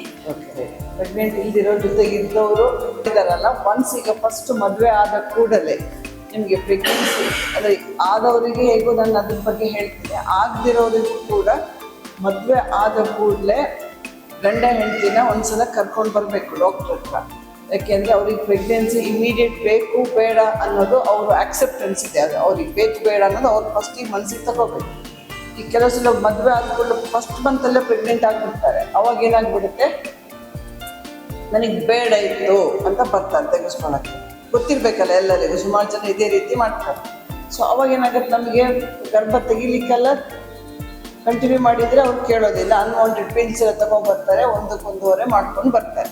ಸೊ ಹಾಗೆ ಫಸ್ಟ್ ಕೌನ್ಸಿಲಿಂಗ್ ಅಂತ ಒಂದು ಮಾಡಿಬಿಡ್ಬೇಕು ಮದುವೆ ಆದ ಕೂಡಲೇ. ನಿಮಗೆ ಯಾವಾಗ ಬೇಕು, ಆ ಸ್ಪೇಸಿಂಗ್ ಏನು ಬೇಕು ಅವ್ರು ಬಂದು ಕೇಳಿಕೊಂಡು ಅಡ್ವೈಸ್ ತಗೊಂಡು ಹೋದರೆ ಅನುಕೂಲ ಅಂತ. ಅಂದರೆ ಅಪ್ಪ ಅಮ್ಮ ಇದಕ್ಕೆ ಫಸ್ಟ್ ಹೇಳಬೇಕು. ಇಲ್ಲ ಅಪ್ಪ ಅಮ್ಮ ಹೇಳೋಕ್ಕೆ ಇಷ್ಟ ಆಗಲಿಲ್ಲ ಅಂದರೆ ಕ್ಲೋಸ್ ರಿಲೇಟಿವ್ಸ್ ಅವ್ರಿಗೆ ಯಾರಿಗೂ ಹೇಳೋಕ್ಕಾಗಲ್ಲ ಅಂದರೆ ಡಾಕ್ಟರ್ ಹತ್ರ ಕರ್ಕೊಂಡು. ಸೊ ಒನ್ಸ್ ಪ್ರೆಗ್ನೆಂಟ್ ಆದ ಕೂಡಲೇ ಆಕ್ಸೆಪ್ಟ್ ಮಾಡಬೇಕು, ಇದು ನನಗೆ ಬೇಕು ಅಂತ ನಾನು ಮಾಡ್ಕೊಂಡಿದ್ದು. ಗರ್ಭ ನಿಲ್ಲೋದು ಯಾಕೆ, ನನಗೆ ಬೇಕು ಅಂತ, ಒಂದು ಮಗು ಬೇಕು ಅಂತ ಅಲ್ವಾ. ಸೊ ಬೇಡ ಅಂತ ಯಾವತ್ತೂ ಮನಸ್ಸಿಗೆ ತಗೋಬಾರ್ದು. ಒನ್ಸ್ ಆಯ್ತು ಆಕ್ಸೆಪ್ಟ್ ಮಾಡಿದ ಮೇಲೆ ಅದರದ್ದೇ ಆದ ಸಿಂಪ್ಟಮ್ಸ್ ಇರುತ್ತೆ. ಫಸ್ಟ್ ಗರ್ಭ ನಿಲ್ತೋ ಇಲ್ಲೋ ಡೇಟ್ ಪೋಸ್ಟ್ಪೋನ್ ಆಗುತ್ತೆ. ಮೆನ್ಸಸ್ ಡೇಟ್ ಪೋಸ್ಟ್ಪೋನ್ ಆದ್ಮೇಲೆ ಚೆಕಪ್ಪಿಗೆ ಅಂತ ಬಂದಾಗ ಇವರಿಗೆಲ್ಲ ಕಿಟ್ ಬರ್ತಿರುತ್ತೆ, ಮಾಡ್ಕೊಂಡು ನೋಡಿ ಪಾಸಿಟಿವ್ ಅಂತ ಬಂದು ಕೂಡಲೇ ಅಷ್ಟೇ ಗ್ಯಾರಂಟಿ ಅಲ್ಲ. ನಮಗೆ ಗರ್ಭಕೋಶದ ಒಳಗಿದೆಯಾ ಹೊರಗಿದೆಯಾ ಬೇಕು. ಫಸ್ಟ್ ಇಮಿಡಿಯೇಟ್ಲಿ ನಿಂತು ಕೂಡಲೇ ನಾವು ಅದನ್ನು ಫಸ್ಟ್ ಕನ್ಫರ್ಮ್ ಮಾಡ್ತೀವಿ. ಯಾಕಂದರೆ ಟ್ಯೂಬಲ್ ಪ್ರೆಗ್ನೆನ್ಸಿ ಅಂತ ಆಗಬಾರ್ದು ಅಂತ. ಅದಿದ್ರೆ ಅದು ಡೇಂಜರಸ್ ಟ್ಯೂಬಲ್ ಪ್ರೆಗ್ನೆನ್ಸಿ ಅಂತ. ಸೊ ಆಯ್ತು, ನೆಕ್ಸ್ಟ್ ಗರ್ಭಕೋಶದ ಒಳಗಿದ್ದ ಮೇಲೆ ಅಷ್ಟು ಮಾತ್ರ ಅಲ್ಲ, ಅದು ನೆಕ್ಸ್ಟ್ ಇನ್ನೊಂದು 6 ವಾರ ಇಲ್ಲ 8 ವಾರದಲ್ಲಿ ಮಗುದು ರೂಪ ಬಂದು ಹಾರ್ಟ್ ಬೀಟ್ ಶುರು ಆಗುತ್ತೆ. ಅದಕ್ಕೊಂದು ಸ್ಕ್ಯಾನ್ ಮಾಡಿಸ್ತೀವಿ. ಸೊ ನಿಮಗೆ ಅನ್ಸ್ಬೋದು ಮೇಡಮ್ಗಳು ಎಷ್ಟು ಸ್ಕ್ಯಾನ್ ಮಾಡಿಸ್ತಾರೆ ಇವ್ರು ಪದೇ ಪದೇ ಬಂದಾಗ ಅಂತ. ಅಲ್ಲ, ಗರ್ಭ ನಿಂತಿದೆ ಅಂತ ಒಂದು ಕನ್ಫರ್ಮೇಷನ್ನು. ಸೆಕೆಂಡು 8 ವಾರದಲ್ಲಿ ಮಗುದು ಹಾರ್ಟ್ ಬೀಟ್ ಶುರು ಆಗಬೇಕು. ಸೊ ಅದಕ್ಕೊಂದು ಸ್ಕ್ಯಾನ್ ಮಾಡಿ ಕನ್ಫರ್ಮ್ ಮಾಡ್ಕೊಂಡು. ಕೆಲವು ಸಲ ಈ ಕ್ರೋಮೋಸೋಮಲ್ ಅಬ್ನಾರ್ಮಾಲಿಟಿ ಇರ್ತೀವಿ, ಅನಾರೋಗ್ಯ ಇರುತ್ತೆ, ಅದಕ್ಕೆ ಆ ಇದಕ್ಕೆ ಹೆಲ್ದಿ ಇರಲ್ಲ, ಅವಾಗ ಅದನ್ನು ತೆಗಿಬೇಕಾಗುತ್ತೆ. ಮಗು ನೀರು ಚೀಲ ಮಾತ್ರ ಇರುತ್ತೆ, ಮಗು ರೂಪ ಬಂದಿರಲ್ಲ. ಸೊ ಆ ಪ್ರೆಗ್ನೆನ್ಸಿನ ನಾವು ತೆಗಿಬೇಕಾದ್ರೆ ಮುಂದುವರ್ಸೋಕ್ಕಾಗೋದಿಲ್ಲ.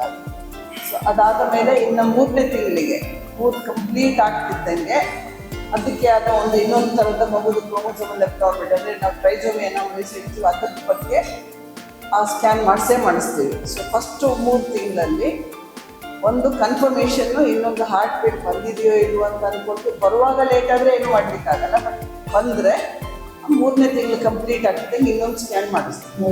ಚೆಕಪ್ ಅನ್ನೋದು ನೀವು ಪ್ರತಿ ತಿಂಗಳು ಏನಾಗುತ್ತೆ, ಪ್ರೆಗ್ನೆನ್ಸಿ ವಿತ್ ಕೂಡಲೇ ವಾಮಿಟಿಂಗ್ ಶುರು ಆಗ್ಬೋದು, ಹಸು ಜಾಸ್ತಿ ಆಗ್ಬೋದು. ಅದಕ್ಕೆ ಅದೇ ಟ್ರೀಟ್ಮೆಂಟ್ ಬೇಕು. ಫ್ರೀಕ್ವೆಂಟ್ ಮೀಲ್ಸ್ ತಗೋಬೋದು. ಡಯಟಿಷಿಯನ್ ಹೇಳಿರ್ಬೇಕಲ್ಲ, ಫುಡ್ ಹೇಳಾಯ್ತಾ. ಸೊ ಅವ್ರು ಹೇಳ್ತಾರೆ, ಅದನ್ನು ಹೇಳಿದ್ದನ್ನ ಅದು ಫ್ರೀಕ್ವೆಂಟ್ ಮೀಲ್ಸ್ ಬೇಕು. ಆಮೇಲೆ ಬೇಡದಿದ್ದು ಊಟ ಮಾಡಬಾರ್ದು. ಮನೆಯಲ್ಲಿ ಅವ್ರಿಗೆ ಅಂದರೆ ಎಲ್ಲ ಫುಡ್ಡು ಆಕ್ಸೆಪ್ಟ್ ಆಗಲ್ಲ. ಮನೆಯಲ್ಲಿ ಸುತ್ತಮುತ್ತ ಇರೋರು, ಅವ್ರ ಜೊತೆಗಿರೋರು ಇದನ್ನು ತಿನ್ನೋದ್ರೆ ಅವ್ರಿಗೆ ತಿನ್ನೋಕ್ಕಾಗಲ್ಲ. ಕೆಲವು ಫುಡ್ಡಿಗೆ ರಿಜೆಕ್ಷನ್ ಇರುತ್ತೆ, ಆ ಥರದನ್ನ. ಸೊ ನೀವು ಅದನ್ನ ಫುಡ್ಡು ಅವ್ರಿಗೆ ಏನು ಇಷ್ಟ ಇರುತ್ತೆ ಅದನ್ನೇ, ಇವತ್ತು ಉಪ್ಪಿಟ್ಟು ಇಷ್ಟ ಆಗ್ಬೋದು, ನಾಳೆ ಉಪ್ಪಿಟ್ಟಿದ್ರೆ ವಾಂತಿ ಆಗ್ಬೋದು. ಸೊ ಆಯಿಲಿ ಫುಡ್ಸ್ ಕಮ್ಮಿ ಮಾಡಬೇಕು, ಆದಷ್ಟು ಫ್ರೀಕ್ವೆಂಟ್ 2 to 3 hours ಒಂದೊಂದು ಮೀಲ್ ತಗೊಳ್ತಾ ಇರಬೇಕು. ಆಮೇಲೆ ನಿದ್ದೆ ಚೆನ್ನಾಗಿ ಮಾಡಬೇಕು. ಬೆಳಗ್ಗೆ ಎದ್ದು ಕೂಡಲೇ ಪಾಸಿಟಿವ್ ಮೈಂಡಲ್ಲಿ ಇರಬೇಕು. ಮೇಡಮ್ ಹೇಳಿರ್ಬೇಕು ಅದನ್ನೆಲ್ಲ. ಪಾಸಿಟಿವ್ ಮೈಂಡಲ್ಲಿ ಎದ್ದು ಕೂಡಲೇ ನಾನು ಆರೋಗ್ಯವಾಗಿದ್ದೀನಿ, ನನ್ನ ಮಗು ಆರೋಗ್ಯವಾಗಿದೆ, ನನ್ನ ಸುತ್ತಮುತ್ತ ವಾತಾವರಣ ಪಾಸಿಟಿವ್ ಥಿಂಕಿಂಗ್, ನನ್ನ ಸುತ್ತಮುತ್ತ ವಾತಾವರಣ ಚೆನ್ನಾಗಿದೆ ಅಂತ ಪಾಸಿಟಿವ್. ಆಮೇಲೆ ಒಳ್ಳೆ ಮ್ಯೂಸಿಕ್ ಕೇಳಬೇಕು. ಮ್ಯೂಸಿಕ್ ಅಂತ ಕೂಡ ಈಗಿದ್ದ ಥರದ್ದು ಡಿಜೆದಲ್ಲ ಗಡ ಗಡ ಗಡ ಹೊಡೆಯೋ ಮ್ಯೂಸಿಕ್ ಕೇಳೋಂಗಿಲ್ಲ. ಖಾಲಿ ಒಳ್ಳೆ ದೇವ್ರ ನಾಮ, ಇಲ್ಲ ಫ್ಲೂಟ್ ಮ್ಯೂಸಿಕ್ಕು, ಇಲ್ಲ ವೀಣಾ ಮ್ಯೂಸಿಕ್, ಈ ಥರದ್ದೆಲ್ಲ ಸ್ಮೂತ್ ಇರುವಂಥದ್ದು ಕೇಳಿಸ್ಬೇಕು. ಆಮೇಲೆ 3 ತಿಂಗಳಾದ್ಮೇಲೆ ಪ್ರತಿ ತಿಂಗಳು ಚೆಕಪಿಗೆ ಕರೀತಾ ಇರ್ತೀವಿ ನಾವು. ಫಸ್ಟು 6 ತಿಂಗಳವರೆಗೆ ತಿಂಗಳಿಗೊಮ್ಮೆ ಬಂದರೆ ಸಾಕು. ಅನ್ಲೆಸ್ ನಿಮಗೆ ಏನಾದರೂ ಪ್ರಾಬ್ಲಮ್ ಇದ್ದರೆ ಮಾತ್ರ ಮಧ್ಯದಲ್ಲಿ ಬರಬೇಕು. ಇನ್ನೊಂದು ಬ್ಲೀಡಿಂಗ್ ಕಾಣಿಸ್ಬೋದು, ಇಲ್ಲ ಹೊಟ್ಟೆ ನೋವು ಇರ್ಬೋದು, ವಾಮಿಟಿಂಗ್ ಇವೆಲ್ಲ ಇದ್ದಾಗ ಚೆಕಪಿಗೆ ಮತ್ತೆ ಮಧ್ಯದಲ್ಲಿ ಬರಬೇಕು. ಈ ತಿಂಗಳು ಅಲ್ಲೇ ಮಧ್ಯದಲ್ಲಿ ಬರಬೇಕು ಏನಾದ್ರು ಸಿಂಪ್ಟಮ್ಸ್ ಇದ್ದರೆ ಒಂದು. ಆಮೇಲೆ ನಿಮಗೆ ಫಸ್ಟ್ 3 ತಿಂಗಳಲ್ಲಿ ನಾವು ನಿಮಗೆ ಕೆಲವು ಇನ್ಸ್ಟ್ರಕ್ಷನ್ಸ್ ಏನಂದ್ರೆ ಟ್ರಾವೆಲಿಂಗ್ ಮಾಡಬೇಡಿ ಅಂತ ಹೇಳಿ, ಆದಷ್ಟು ಟ್ರಾವೆಲಿಂಗ್ ರಿಸ್ಟ್ರಿಕ್ಟ್ ಮಾಡ್ಕೋಬೇಕು. ಆಮೇಲೆ ಭಾರತ ಕೆಲಸಗಳನ್ನು ಮಾಡ್ಬೋದು. ಆಕ್ಸಿಡೆಂಟಲ್ಲಿ ಏನಾದರೂ ಅಬೋರ್ಷನ್ ಆಗೋ ಸಾಧ್ಯತೆ ಇರುತ್ತೆ ಅಂತ. ಆಮೇಲೆ ಅಬ್ಸ್ಟಿನೆನ್ಸ್ ಅಂತ, no contact first 3 months, infection ಆಗಬಾರ್ದು ಅಂತ. ನೆಕ್ಸ್ಟ್ 3 monthsಲ್ಲಿ ತಿಂಗಳು ಚೆಕಪಿಗೆ ಬರ್ತಿರ್ತೀರ. ಸೇಮ್ ಫುಡ್ಡು, ಇಷ್ಟವಾದ ಫುಡ್ಡು, ಹಣ್ಣುಗಳು, ಒಳ್ಳೆ ಹಣ್ಣುಗಳು ತಿನ್ನಬೇಕು. ಫ್ರೆಶ್ ಫುಡ್ಡು, ಚಾಟ್ಸ್ ಎಲ್ಲ ತಿನ್ನಬಾರ್ದು. ಆಮೇಲೆ ಚಾಟ್ಸ್ ಎಲ್ಲ ಬಿಡೋಲ್ಲ ಸರಿ. ಆಮೇಲೆ ಎವ್ರಿ ಮಂತ್ ಚೆಕಪ್, 5th monthಲ್ಲಿ ಎನಾಮಲಿ ಸ್ಕ್ಯಾನ್ ಅಂತ ಹೇಳಬೇಕು. ಆಮೇಲೆ after 6 months once in 15 days ಕರೀತೀವಿ ಚೆಕಪ್ಪಿಗೆ, ಮಗುದು ಗ್ರೋತ್ ನೋಡೋಕ್ಕೆ.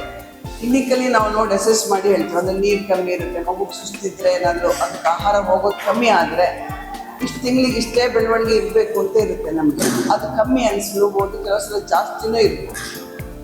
ಅವಾಗ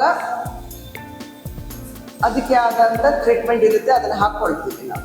ಸೊ 7ನೇ ತಿಂಗಳ ನಂತರ 7, 8ನೇ ತಿಂಗಳು 15 days, ಆಮೇಲೆ ವಾರ ಚೆಕಪ್ಪಿಗೆ ಬರ್ತದೆ. ಸೊ ಹೈ ರಿಸ್ಕು ಮಾತಾಡಿದ್ದಾರೆ ಮೇಡಮ್ ಮಾಡಿರ್ಬೇಕು ಅವ್ರು. ಸೊ ಈ ಪ್ರೆಗ್ನೆನ್ಸಿಲಿ ಎಲ್ಲ ನಾರ್ಮಲ್ ಪ್ರೆಗ್ನೆನ್ಸಿಗೆ ಇದು ಈ ಥರ ತಿಂಗಳು ಚೆಕಪ್ಪು.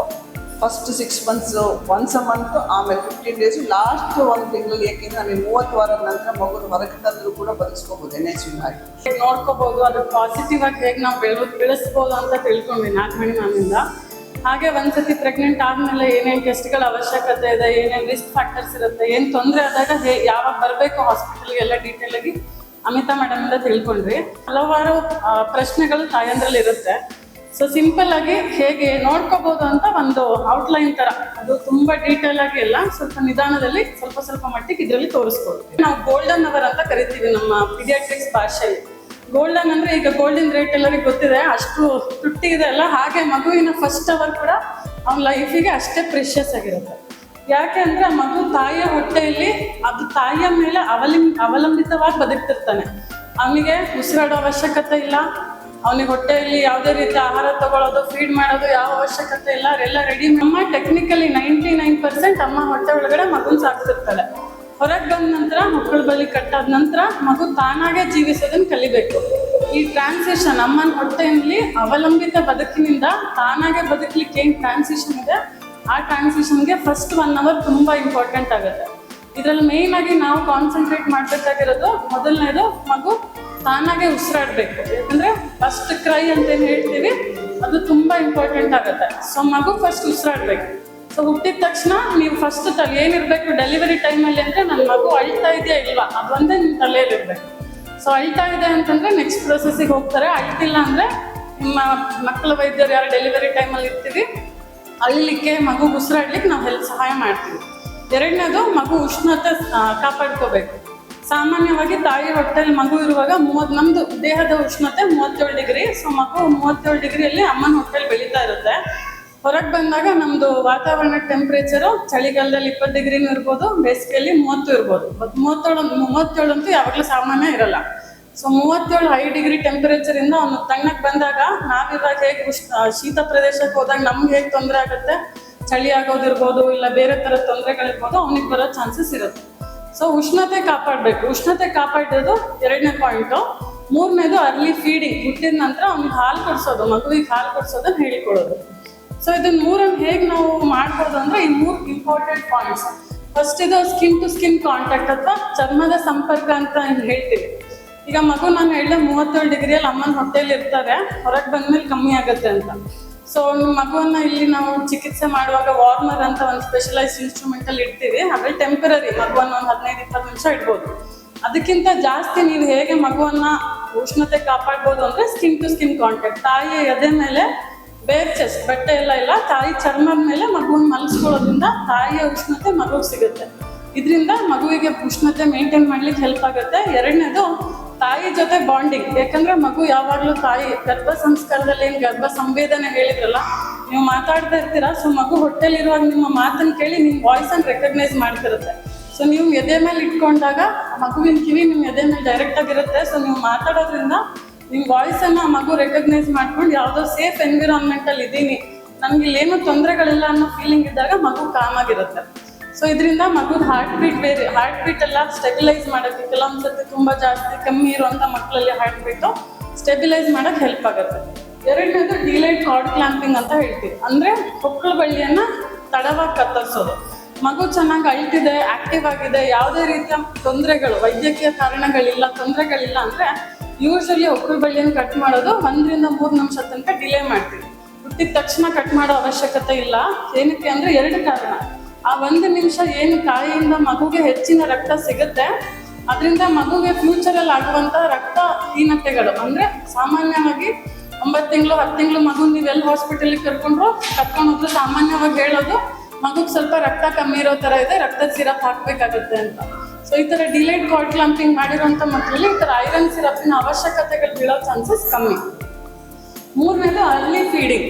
ಅರ್ಲಿ ಫೀಡಿಂಗ್ ಅಂದ್ರೆ ಎಷ್ಟು ಬೇಗ ಸಾಧ್ಯನೋ ಅಷ್ಟು ಬೇಗ ಫೀಡ್ ಮಾಡಬೇಕು. ಸಾಮಾನ್ಯವಾಗಿ ನಮ್ಮಲ್ಲಿ ಇರುವಂತಹ ಒಂದು ತಪ್ಪು ಕಲ್ಪನೆ ಏನು ಅಂದ್ರೆ ತಾಯಿಗೆ ಹಾಲು ಬಂದ್ಮೇಲೆ ಹಾಲು ಕೊಡಿಸ್ಬೇಕು, ತಾಯಿ ಸ್ಟೇಬಲ್ ಆಗಿದ್ದಾರೆ, ಯಾವುದೇ ಇಶ್ಯೂಸ್ ಇಲ್ಲ, ಅಮ್ಮನಿಗೇನೆ ಬೇರೆ ತೊಂದರೆಗಳೇನಿಲ್ಲ, ಮೆಡಿಕಲ್ ಇಶ್ಯೂಸು, ತುಂಬ ICU ಇರುವಂಥದ್ದು ಅಂತ ತಾಯಿಗಳು ಯಾರು ಇಲ್ಲ ಅಂದ್ರೆ ನಾರ್ಮಲ್ ಇರಲಿ ಸಿಸೇರಿಯನ್ ಇರಲಿ 1 ಗಂಟೆ ಒಳಗಾಗಿ ಮಗುವಿಗೆ ಮೊದಲನೇ ಫೀಡ್ ಕೊಟ್ಟಿರ್ಬೇಕು ಆಯ್ತಾ. ಇದರಿಂದ ತುಂಬಾ ಹೆಲ್ಪ್ ಆಗುತ್ತೆ. ಲೈಫ್ ಲಾಂಗ್ ಒಂಥರ ಏನು ಮಗುವಿಗೆ ನೀವು ಕೊಡೋ ಅರ್ಲಿ ಫೀಡಿಂಗ್ ಇಂದ ಎಷ್ಟು ಬೇಗ ಕೊಡ್ತೀರಾ ಎಷ್ಟು ಬೇಗ ಸಾಧ್ಯ ಇದೆ ಅಷ್ಟು ಬೇಗ ಕೊಡೋದ್ರಿಂದ ಮಗುವಿಗೆ ಲೈಫ್ ಲಾಂಗ್ ಗಿಫ್ಟ್ ಕೊಟ್ಟ ಹಾಗೆ ನೀವು ಆಯ್ತಾ.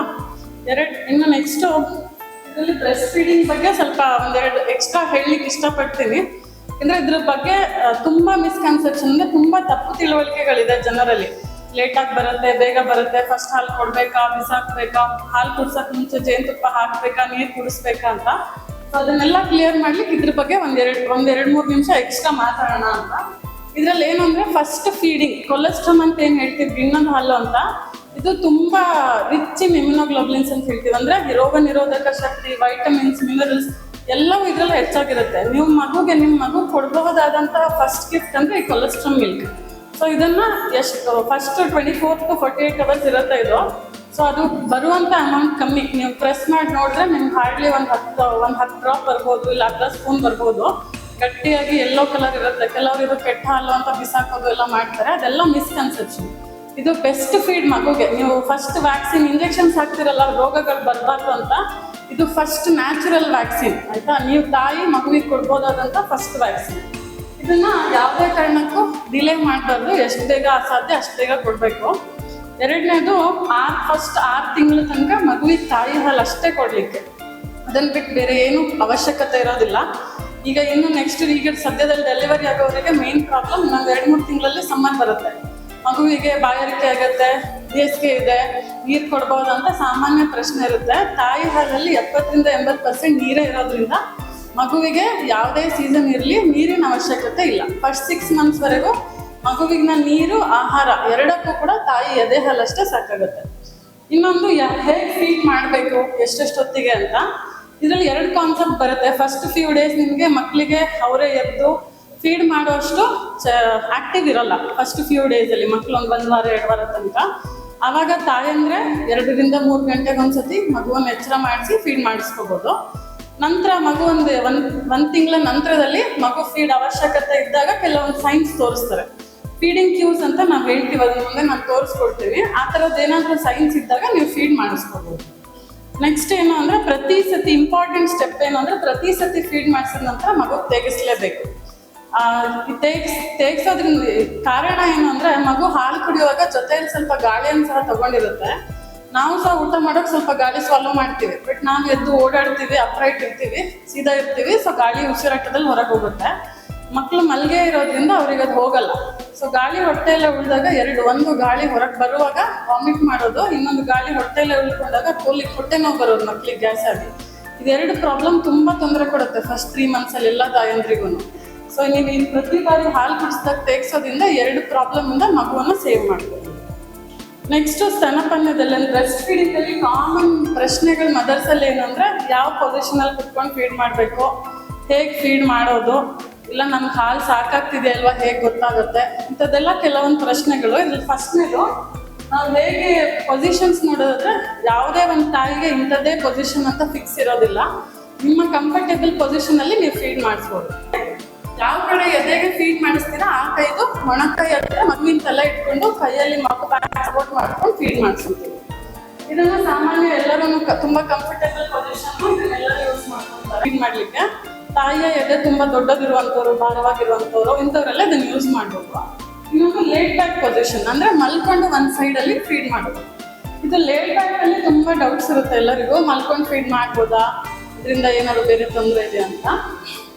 ರಿಲೇಟಿವ್ಲಿ ಸೇಫ್ ಪೊಸಿಷನ್ ಏನೇ, ಬಟ್ ಇದ್ರಲ್ಲಿ 2 ಪಾಯಿಂಟ್ಸ್ ಏನು ನೆನ್ಪಿಟ್ಕೋಬೇಕು ಅಂದ್ರೆ ಹೆಚ್ಚಿನವರು ಫೀಡ್ ಮಾಡಿದಾಗ ಮಗು ಮಲ್ಕೊಂಡ ತಕ್ಷಣ ಅಲ್ಲೇ ಮಲಗಿಸ್ಬಿಟ್ಬಿಡ್ತಾರೆ, ತೇಗ್ಸೋದಿಲ್ಲ. ಹಾಗಿದ್ದಾಗ ಮಗು ಹಾಲು ವಾಮಿಟ್ ಮಾಡ್ಕೊಂಡು ಅದು ಶ್ವಾಸಕೋಶಕ್ಕೆ ಹೋಗಿ ಉಸಿರಾಟಕ್ಕೆ ತೊಂದರೆ ಎಲ್ಲ ಬರೋ ಚಾನ್ಸಸ್ ಇರುತ್ತೆ. ಮಲ್ಕೊಂಡು ಫೀಡ್ ಮಾಡೋದಾದ್ರೆ ಮಗು ಫೀಡ್ ಮಾಡಿದ ನಂತರ ಎತ್ಕೊಂಡು ತೇಗಿಸಿ ನಂತರ ಮಗುನ ಮಲಗಿಸ್ಬೇಕಾಗತ್ತೆ. ಹಾಗೆ ಮಾಡೋದಿದ್ರೆ ಅದು ಪೊಸಿಷನ್ ಸೇಫ್ ಏನೇ. ನೆಕ್ಸ್ಟ್ ಏನು ಅಂತಂದ್ರೆ ಅದೇ ಕ್ರೇಡಲ್ ಹೇಳಿದ್ನಲ್ಲ ಎರಡು, ಅದು ಸ್ವಲ್ಪ ಡೀಟೇಲ್ ಆಗಿರುವಂಥದ್ದಷ್ಟೇ. ನೆಕ್ಸ್ಟ್ ಅಟ್ಯಾಚ್ಮೆಂಟ್, ಮಗು ತಾಯಿಯ ಎದೆ ನಿಪ್ಪಲನ್ನು ಹೇಗೆ ಹಿಡಿಬೇಕು ಕರೆಕ್ಟಾಗಿ ಫೀಡ್ ಮಾಡಲಿಕ್ಕೆ ಅಂತ. ಇದರಲ್ಲಿ ಏನು ಅಂತಂದ್ರೆ ಇದು ಕರೆಕ್ಟ್ ಪೊಸಿಷನ್, ಇದು ರಾಂಗ್. ಇದರಲ್ಲಿ ಏನು ಅಂದ್ರೆ ಮಗುವಿನ ಬಾಯಿ ದೊಡ್ಡದಾಗಿ ಓಪನ್ ಆಗಿರ್ಬೇಕು, ಕೆಳಗಿನ ತುಟಿ ಓಪನ್ ಆಗಿರೋದು. ಆಮೇಲೆ ಅಮ್ಮಗೂ ಎದೆ ನಿಪ್ಪಲಿನ ಬ್ಲ್ಯಾಕ್ ಕಲರ್ ಮಗು ಬಾಯಲ್ಲಿ ಇರಬೇಕು. ಇದ್ರಲ್ಲಿ ನೋಡಿದ್ರೆ ಬರೀ ನಿಪ್ಪಲ್ ಅಷ್ಟೇ ಬಾಯಲ್ಲಿದೆ. 2 ತೊಂದರೆಗಳಾಗುತ್ತೆ. ಒಂದು ಮಗುವಿಗೆ ಏನಂದ್ರೆ ನೀವು ಬರೀ ನಿಪ್ಪಲ್ ಅಷ್ಟೇ ಕೊಟ್ಟಾಗ ಸರಿಯಾಗಿ ಹಾಲು ಸಿಗಲ್ಲ ಮಗುಗೆ. ಸೊ ಒಂದು 15-20 ನಿಮಿಷ ಕುಡಿಸಿದ್ರು ಬರೀ ಚೀಪಿರ್ತಾನಷ್ಟೇ, ಹಾಲು ಹೊಟ್ಟೆ ತುಂಬೋಷ್ಟು ಇರಲ್ಲ. ನೀವು ಮಲಗಿಸಿ 5 ನಿಮಿಷ ಆದ ತಕ್ಷಣ ಮತ್ತೆ ಹಸಿವಿನಿಂದ ಎದ್ದೇಳ್ತಾನೆ. ಮತ್ತೆ ಹಾಗೆ ಫೀಡ್ ಮಾಡಿಸ್ತೀರಾ, ಸೊ ಅಮ್ಮನಿಗೂ ನಿದ್ರೆ ಇರಲ್ಲ, ಮಗುವಿಗೂ ಹೊಟ್ಟೆ ತುಂಬ್ತಿರಲ್ಲ. ಇನ್ನೊಂದು ಏನಾಗುತ್ತೆ ಅಂದ್ರೆ ಬರೀ ನಿಪ್ಪಲ್ ಅಷ್ಟೇ ಎಳೆದು ಚೀಪೋದ್ರಿಂದ ತಾಯಿಯಲ್ಲಿ ನಿಪ್ಪಲ್ ಕ್ರ್ಯಾಕ್ಸ್ ಅಂತ ಹೇಳ್ತೀವಿ, ಎದೆಯಲ್ಲಿ ಗಾಯ ಆಗುವಂಥದ್ದು. ತುಂಬಾ ಜನ ಬರ್ತಾರೆ ಒಂದು 15-20 ಡೇಸ್ ಆದ್ಮೇಲೆ ರಕ್ತ ಬರ್ತಾ ಇದೆ, ಗಾಯ ಆಗಿದೆ ಅಂತೆಲ್ಲ. ಈ ತರ ಪೊಸಿಷನ್ ಈ ತರ ರಾಂಗ್ ಇದ್ದಾಗ ಈ ತರ ಪ್ರಾಬ್ಲಮ್ಸ್ ಬರುತ್ತೆ. ಪೊಸಿಷನ್ ಚೇಂಜ್ ಮಾಡ್ಕೊಂಡ್ರೆ ಈ ತರ ಕರೆಕ್ಟ್ ಪೊಸಿಷನ್ ಅಲ್ಲಿ ಕೊಟ್ಟ ನಿಪ್ಪಲ್ ಕ್ರ್ಯಾಕ್ಸ್ ಎಲ್ಲ ಇರೋದಿಲ್ಲ.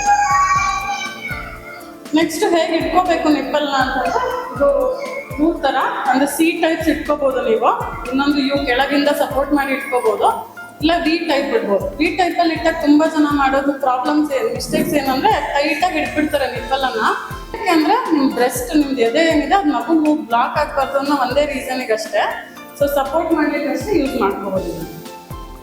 ನೆಕ್ಸ್ಟು ಫೀಡ್ ಮಾಡ್ಲಿಕ್ಕೆ ವಿಧಾನ ಹೇಗೆ ಅಂತ, ಇದ್ರಲ್ಲಿ ಏನಂದ್ರೆ ಎವ್ರಿ 2 to 3 hours ಒಂದ್ಸತಿ ಫೀಡ್ ಮಾಡ್ಬೋದು. ಫೀಡ್ ಮಾಡುವಾಗ ಒಂದೇ ಕಡೆ 20 ನಿಮಿಷ ಫೀಡ್ ಮಾಡಬೇಕು. ಕಾರಣ ಏನಂದ್ರೆ ತಾಯಿಯಲ್ಲಿ ಮುಂದೆ ಬರುವಂಥದ್ದು 4 ಮಿಲ್ಕ್ ಅಂತ ಹೇಳ್ತೀವಿ, ಹಿಂದೆ ಬರುವಂಥದ್ದು ಹೈಂಡ್ ಮಿಲ್ಕ್. ಕೆಳಗೆಲ್ಲ ನೀರ್ ಹಾಲು ತರ ಇದು 4 ಮಿಲ್ಕ್, ಆ ಕಡೆ ಇರುವಂಥದ್ದು ಹೈಂಡ್ ಮಿಲ್ಕ್. ಇದ್ರಲ್ಲಿ ಏನು ಅಂದ್ರೆ ಕಾರಣ ಯಾಕೆ ಮುಂದೆ ನೀರ್ ಹಾಲು ಹಿಂದೆ ಗಟ್ಟಿ ಹಾಲು ಬರುತ್ತೆ ಅಂದ್ರೆ ಮಗು ಅಳ್ಳುವಾಗ ಇಲ್ಲ ಹೇಳುವಾಗ ಬಾಯಾರಿಕೆಯಲ್ಲಿ ಇರ್ತಾನೆ, ಗಂಟಲೆಲ್ಲ ಒಣಗಿಸಿ. ಸೊ ಫಸ್ಟಿಗೆ ಬರುವಾಗ ನೀರ್ ತರ ಹಾಲು ಬರುತ್ತೆ, ಸೊ ದಟ್ ಅವ್ನ ಬಾಯಾರಿಕೆ ಎಲ್ಲ ತಣಿಲಿಕ್ಕೆ, ಗಂಟ್ಲೆಲ್ಲ ಹಸಿ ಆಗ್ಲಿಕ್ಕೆ, ಆಮೇಲೆ ಗಟ್ಟಿ ಹಾಲು ಬರೋದು. ಸೊ ನೀವು ಫೀಡ್ ಮಾಡಿಸೋ ಬರೀ ಮುಂದಿನ ಹಾಲು ಅಷ್ಟೇ ಕುಡಿಸ್ತಾ ಇದ್ರೆ ಮಗು ನೀರಷ್ಟೇ ಸಿಗ್ತಾ ಇದೆ, ನೀರ್ ಹಾಲು. ಸೊ ಗಟ್ಟಿ ಹಾಲು ಏನು ಸಿಗ್ತಾ ಇದೆ ಮಗುವಲ್ಲಿ ವೇಟ್ ಗೇನ್ ಬರಲ್ಲ, ಹೊಟ್ಟೆ ತುಂಬೋದಿಲ್ಲ. ಹೊಟ್ಟೆ ತುಂಬೋದು ಗಟ್ಟಿ ಹಾಲಿಂದ.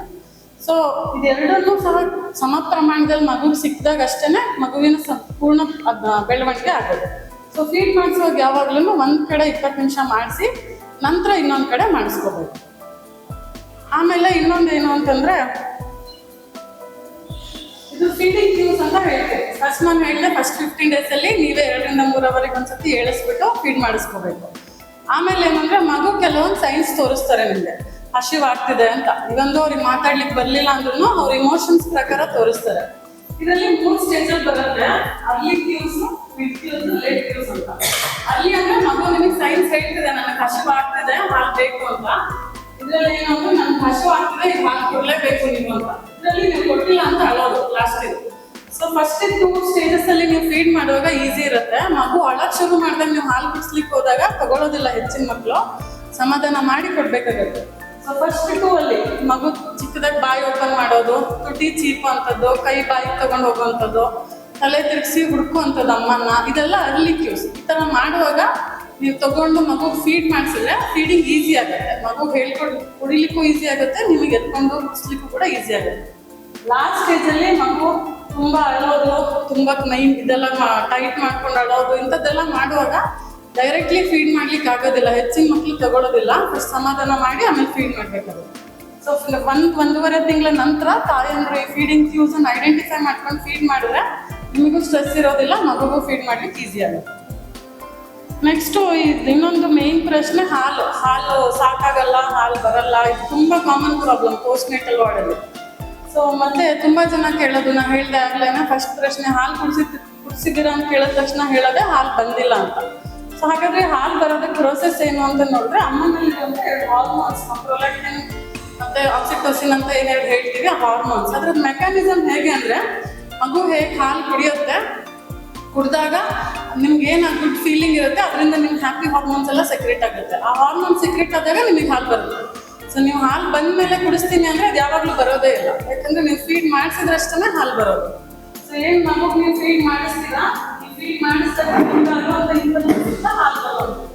ಇನ್ನೊಂದೇನಂದ್ರೆ ಈ ಹಾರ್ಮೋನ್ ಸೆಕ್ರೆಷನ್ ಎಲ್ಲ ರಾತ್ರಿ ಹೊತ್ತಲ್ಲಿ ಜಾಸ್ತಿ ಇರುತ್ತೆ. ಸೊ ನೈಟ್ ಟೈಮಲ್ಲಿ ಮಗು ಅದರ ಕಾರಣಕ್ಕೆ ಜಾಸ್ತಿ ಎದ್ದಿರೋ ಕಾರಣಕ್ಕೆ ನೀವು ನೈಟ್ ಟೈಮಲ್ಲಿ ಜಾಸ್ತಿ ಫೀಡ್ ಮಾಡಿಸ್ಕೊಳ್ಳೋದ್ರಿಂದ ನಿಮಗೆ ಆ ಹಾರ್ಮೋನ್ ಜಾಸ್ತಿ ಪ್ರೊಡ್ಯೂಸ್ ಆಗುತ್ತೆ. ಆ ಹಾರ್ಮೋನ್ ಜಾಸ್ತಿ ಇರೋದ್ರಿಂದ ಹಾಲು ಜಾಸ್ತಿ ಬರುತ್ತೆ. ಸೊ ಇದೊಂದು ಸೈಕಲ್ ಥರ, ನೀವು ಎಷ್ಟು ಚೆನ್ನಾಗಿ ಫೀಡ್ ಮಾಡ್ತೀರಾ ಅಷ್ಟು ಚೆನ್ನಾಗಿ ಹಾರ್ಮೋನ್ ಬರುತ್ತೆ, ಎಷ್ಟು ಹಾರ್ಮೋನ್ ಜಾಸ್ತಿ ಇರುತ್ತೆ ಅಷ್ಟು ಹಾಲು ಬರುತ್ತೆ. ಸೊ ಈ ಸೈಕಲನ್ನು ನೀವು ಕಂಟಿನ್ಯೂ ಮಾಡ್ತಾ ಇರಬೇಕು. ನೀವು ಹಾಲು ಬಂದ ಮೇಲೆ ಫೀಡ್ ಮಾಡಿಸೋದಾದ್ರೆ ಸಾಧ್ಯನೇ ಇಲ್ಲ ಯಾವಾಗ. ಇನ್ನೊಂದು ತೇಗ್ಸೋದ್ ವಿಧಾನ ಹೇಗೆ ಅಂತ, ತೇಗಿಸ್ಲಿಕ್ಕೆ 2 ಪೊಸಿಷನ್. ಒಂದು ನೀವು ಸಾಮಾನ್ಯವಾಗಿ ಯೂಸ್ ಮಾಡುವಂಥ ಮಗುವನ್ನು ಹೆಗಲ ಮೇಲೆ ಹಾಕೊಂಡು ಬೆನ್ಸವ್ರಿದಾಗ ತೆಗಿಸ್ಬೋದು. ಇನ್ನೊಂದು ಮಗುವನ್ನು ಕಾಲ ಮೇಲೆ ಕೂರಿಸ್ಕೊಂಡು ಕುತ್ತಿಗೆ ಸಪೋರ್ಟ್ ಮಾಡ್ಕೊಂಡು ಬೆನ್ಸವ್ರಿ ಸ್ವಲ್ಪ ಮುಂದೆ. ಇದರಲ್ಲಿ ಏನು ಅಂತಂದ್ರೆ ನೀವು ಮಗುವನ್ನು ಚೂರು ಪೊಸಿಷನ್ ನೀವು ಬರ್ಸೋದ್ರಿಂದ ಹೊಟ್ಟೆಯಲ್ಲಿ ಪ್ರೆಷರ್ ಇರೋದ್ರಿಂದ ಸ್ವಲ್ಪ ಬೇಗ ಬೇಯ್ತಾರೆ. 2ರಲ್ಲಿ ಯಾವುದನ್ನು ಸಹ ಯೂಸ್ ಮಾಡ್ಕೋಬೋದು.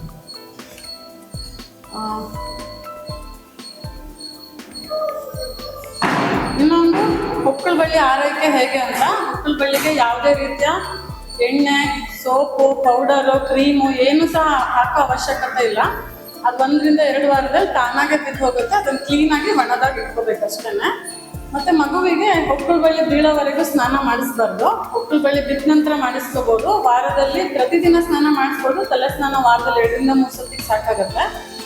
ಆಮೇಲೆ ಮಸಾಜ್ ಮಾಡುವಾಗ ತುಂಬಾ ಜೋರಾಗಿ ಕೈ ಕಾಲೆಲ್ಲ ಕ್ರಾಸ್ ಇದೆ, ಅದು ಸೀದಾ ಹಾಕ್ಬೇಕು, ಮೂಗು ಸೀದಾ ಹಾಕ್ಬೇಕು ಅಂತ ಇಲ್ಲ, ಒತ್ತಿ ಮಸಾಜ್ ಎಲ್ಲ ಮಾಡೋ ಅವಶ್ಯಕತೆ ಇಲ್ಲ, ನಿಧಾನಕ್ಕೆ ಮಾಡ್ಕೋಬಹುದು.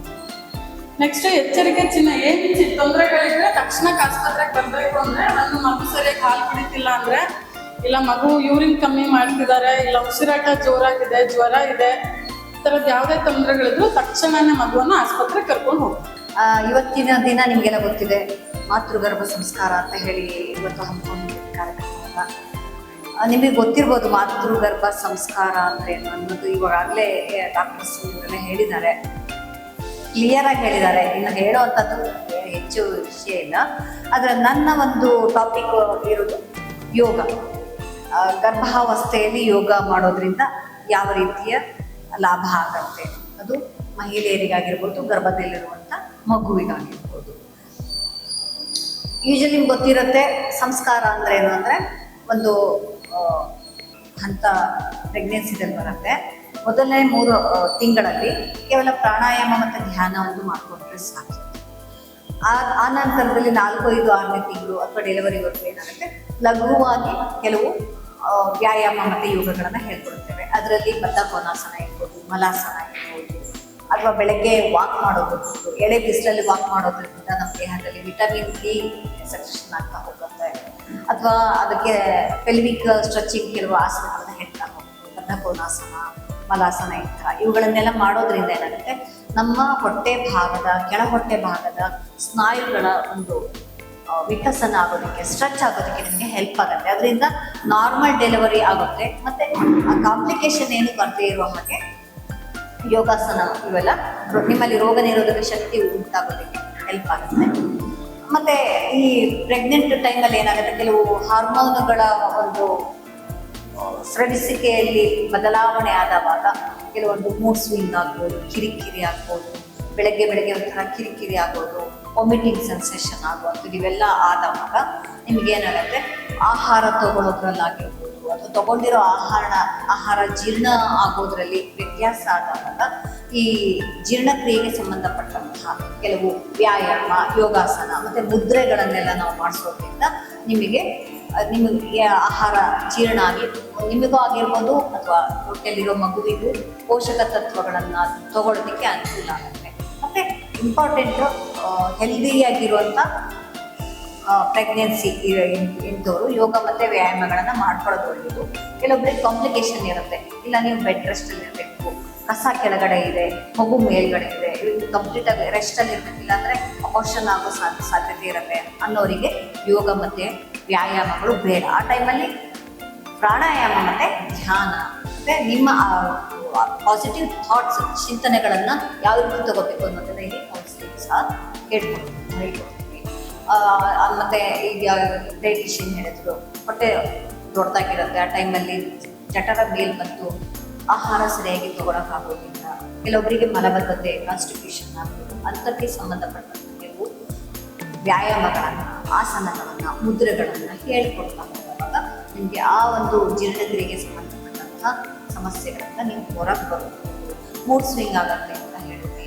ಅವಾಗ ಏನಾಗುತ್ತೆ, ಕೆಲವು ಪ್ರಾಣಾಯಾಮಗಳು, ಅದರಲ್ಲಿ ಚಂದ್ರವೇದನ, ಸೂರ್ಯವೇದನ ಪ್ರಾಣಾಯಾಮ, ನಾಡೀಶೋಧನ ಪ್ರಾಣಾಯಾಮ, ಷಣ್ಮುಖಿ ಮುದ್ರೆಯಲ್ಲಿ ಭ್ರಾಮರಿ, ಈ ಥರದ್ದೆಲ್ಲ ಮಾಡಿದವಾಗ ನಿಮಗೆ ಏನಾಗುತ್ತೆ, ಮೂಡ್ ಸ್ವಿಂಗು ಅಥವಾ ಉಸಿರಾಟದ ಸಮಸ್ಯೆಗಳು, ಅಲರ್ಜಿಗಳು ಇವೆಲ್ಲ ಬರದೇ ಇರೋ ಹಾಗೆ ನಿಮಗಾಗಿರ್ಬೋದು ಅಥವಾ ಹೊಟ್ಟೆಲಿರೋ ಮಗು ಆಗಿರ್ಬೋದು ರೋಗ ನಿರೋಧಕ ಶಕ್ತಿ ಹೆಚ್ಚಿಸೋದಕ್ಕೆ ಮತ್ತು ನಮಗೆ ಎಷ್ಟು ಬೇಕೋ ಅಷ್ಟು ಉಸಿರಾಟದಲ್ಲಿ ಆಮ್ಲಜನಕದ ಪೂರೈಕೆ ಆಗೋದಕ್ಕೆ ಮತ್ತು ಸರ್ಕ್ಯುಲೇಷನ್ ಆಗೋದಕ್ಕೆ ಅನುಕೂಲ ಆಗುತ್ತೆ. ಭಾರ ತಡೆಯೋಕ್ಕಾಗದೆ ಬೆನ್ನು ನೋವು ಕಾಣಿಸ್ಕೊಳ್ಳೋಕೆ ಶುರುವಾಗುತ್ತೆ, ಮಂಡಿ ನೋವು ಕಾಣಿಸ್ಕೊಳ್ಳುತ್ತೆ, ಕೆಲವೊಬ್ಬರು ಕಾಲು ಬಾವೆಲ್ಲ ಬರೋ ಸಾಧ್ಯತೆ ಇರುತ್ತೆ. ಆ ಸಮಯದಲ್ಲಿ ಯಾವ ರೀತಿಯಲ್ಲಿ ನಾವು ಅದನ್ನು ನೋವಿಂದ ಹೊರಗೆ ಬರಬೇಕು ಅನ್ನೋದನ್ನು ನಾವು ಕೆಲವೊಂದು ಸ್ಟ್ರೆಚಿಂಗ್ ಎಕ್ಸಸೈಸಸ್ಗಳನ್ನ ಹೇಳ್ಕೊಡ್ತೀವಿ. ಅದರಲ್ಲಿ ತಾಡಾಸನ ಇರ್ಬೋದು, ತ್ರಿಕೋನಾಸನ ಇರ್ಬೋದು, ಚೇರನ್ನು ಉಪಯೋಗಿಸ್ಕೊಂಡ್ಬಿಟ್ಟು ಕೆಲವೊಂದು ಪಾರ್ಶ್ವಕೋನಾಸನ ಇವನ್ನೆಲ್ಲ ಸಲಕರಣೆಗಳನ್ನು ಉಪಯೋಗಿಸ್ಕೊಂಡ್ಬಿಟ್ಟು ಯಾವುದೇ ರೀತಿಯಲ್ಲಿ ಮಗುವಿಗೆ ತೊಂದರೆ ಆಗದೇ ಇರುವ ಹಾಗೆ ಯಾವ ರೀತಿ ಪ್ರಾಪ್ಸ್ಗಳನ್ನು ಯೂಸ್ ಮಾಡಬಹುದು ಅನ್ನೋದನ್ನ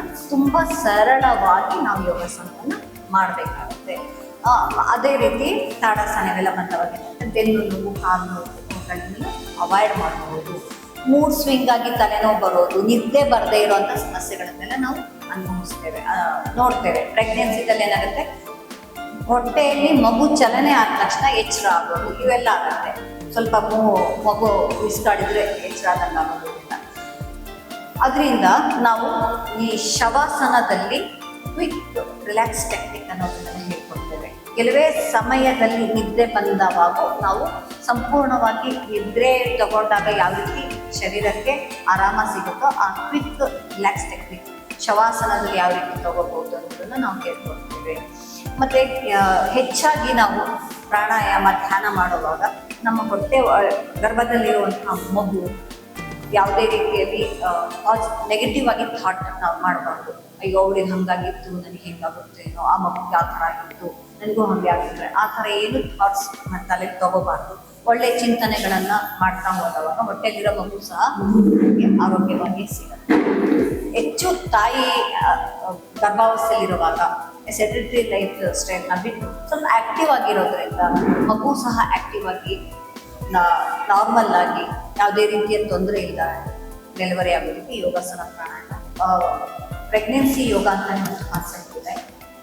ಪ್ರೆಗ್ನೆನ್ಸಿ ಆಗಿದ್ದೀರಾ ಅಂತಂದಾಗ ಡಾಕ್ಟರ್ ಯಾವಾಗ ಹೇಳ್ತಾರೆ, ಅವರು ಹೇಳಿದ ನಂತರ ನಿಮಗೆ 3 ತಿಂಗಳ ನಂತರ ನಿಮಗೆ ಈಸಿಯಾಗಿ ಏನು ಪ್ರಾಪ್ಸಲ್ಲಿದೆ ಅದನ್ನು ಯೂಸ್ ಮಾಡಿಬಿಟ್ಟು ಯೋಗವನ್ನು ಹೇಳ್ಕೊಳ್ತೇವೆ. ಅಂದರೆ ಎಲ್ಲ ಆಸನಗಳು ಇಲ್ಲದೆ ಇದ್ರೂ ಪ್ರೆಗ್ನೆನ್ಸಿ ಟೈಮಲ್ಲಿ ಯಾವ ರೀತಿ ಒಂದು ಆಸನಗಳನ್ನು ಮಾಡಿ ಅವರು ಹೆಲ್ದಿಯಾಗಿರೋ ಮಗುನ ಪಡಿಬೋದು ಅನ್ನೋದಕ್ಕೆ ಅನುಕೂಲ ಆಗುವಂಥ ಯೋಗಾಸನಗಳು, ವ್ಯಾಯಾಮಗಳು, ಪ್ರಾಣಾಯಾಮಗಳು ಮುದ್ರೆಗಳನ್ನ ದಯವಿಟ್ಟು ಇದನ್ನೊಂದು ನೆನಪಿಟ್ಕೊಳ್ಳಿ. ಯಾವುದೇ ರೀತಿಯಲ್ಲಿ ಯೂಟ್ಯೂಬ್ ನೋಡ್ಕೊಂಡು ಅಥವಾ ಇನ್ಯಾವುದೋ ರೀಲ್ಸ್ ನೋಡ್ಕೊಂಡು ಪ್ರಯೋಗ ಮಾಡಕ್ಕೆ ಅದಕ್ಕೆ ನುರಿತಂತಹ ಯೋಗ ಥೆರಪಿಸ್ಟ್ಗಳು ಇರ್ತಾರೆ. ಅವರು ನಿಮಗೆ ನಿಮ್ಮ ಕಂಡೀಷನ್ ನೋಡಿ, ಡಾಕ್ಟರ್ ಸಹ ಇಲ್ಲಿರ್ತಾರೆ, ಅವರು ಸಹ ಕಂಡೀಷನ್ಗಳು ಇಂತಿಂಥ ಆಸನಗಳು ಮಾಡಿಸ್ಬೋದು ಅಂತ ನಾವು ಮಾಡಿಸ್ತೀವಿ. ದಯವಿಟ್ಟು ಮನೇಲಿ ಮಾತ್ರ ಪ್ರಯೋಗ ಮಾಡಕ್ಕೆ ಹೋಗ್ತೀವಿ. ಇಲ್ಲಿ ಕಲ್ತು ಆದ್ಮೇಲೆ ನಿಮಗೆ ಪರ್ಫೆಕ್ಟ್ ಇದ್ದೀರಾ ಅಂತಂದಾಗ ನೀವು ಮನೇಲಿ ಬೇಕಾದ್ರೆ ಇದು ಬೆಳಗ್ಗೆ ಮಾಡ್ತೀವಿ ಸಂಜೆ ಒಮ್ಮೆ ಮಾಡಿ ಅಂತ ಹೇಳ್ತೀವಿ, ಅದನ್ನ ಮಾಡ್ಬೋದು. ಬೇರೆ ಬೇರೆ ಯಾವುದೇ ರೀತಿಯ ಭಂಗಿಗಳನ್ನ ನೀವಾಗೆ ಯೂಟ್ಯೂಬ್ ನೋಡಿ ಏನೋ ಪ್ರಯೋಗ ಮಾಡಕ್ಕೆ ಹೋಗ್ಬೇಡಿ. ಇಲ್ಲಿ ನಿಮಗೆ ಕ್ಲಾಸಸ್ ತಗೊಳ್ತೇವೆ, ನೀವು ಇಲ್ಲಿ ಬಂದುಬಿಟ್ಟು ಡಾಕ್ಟರ್ ಕನ್ಸಲ್ಟ್ ಮಾಡಿಬಿಟ್ಟು ಇಲ್ಲಿ ನಾನು ಸಹ ಅವೈಲಬಲ್ ಇರ್ತೀನಿ, ನಾನು ಸಹ ಇದು ನಿಮಗೆ ಹೇಳ್ಕೊಡ್ತೇನೆ.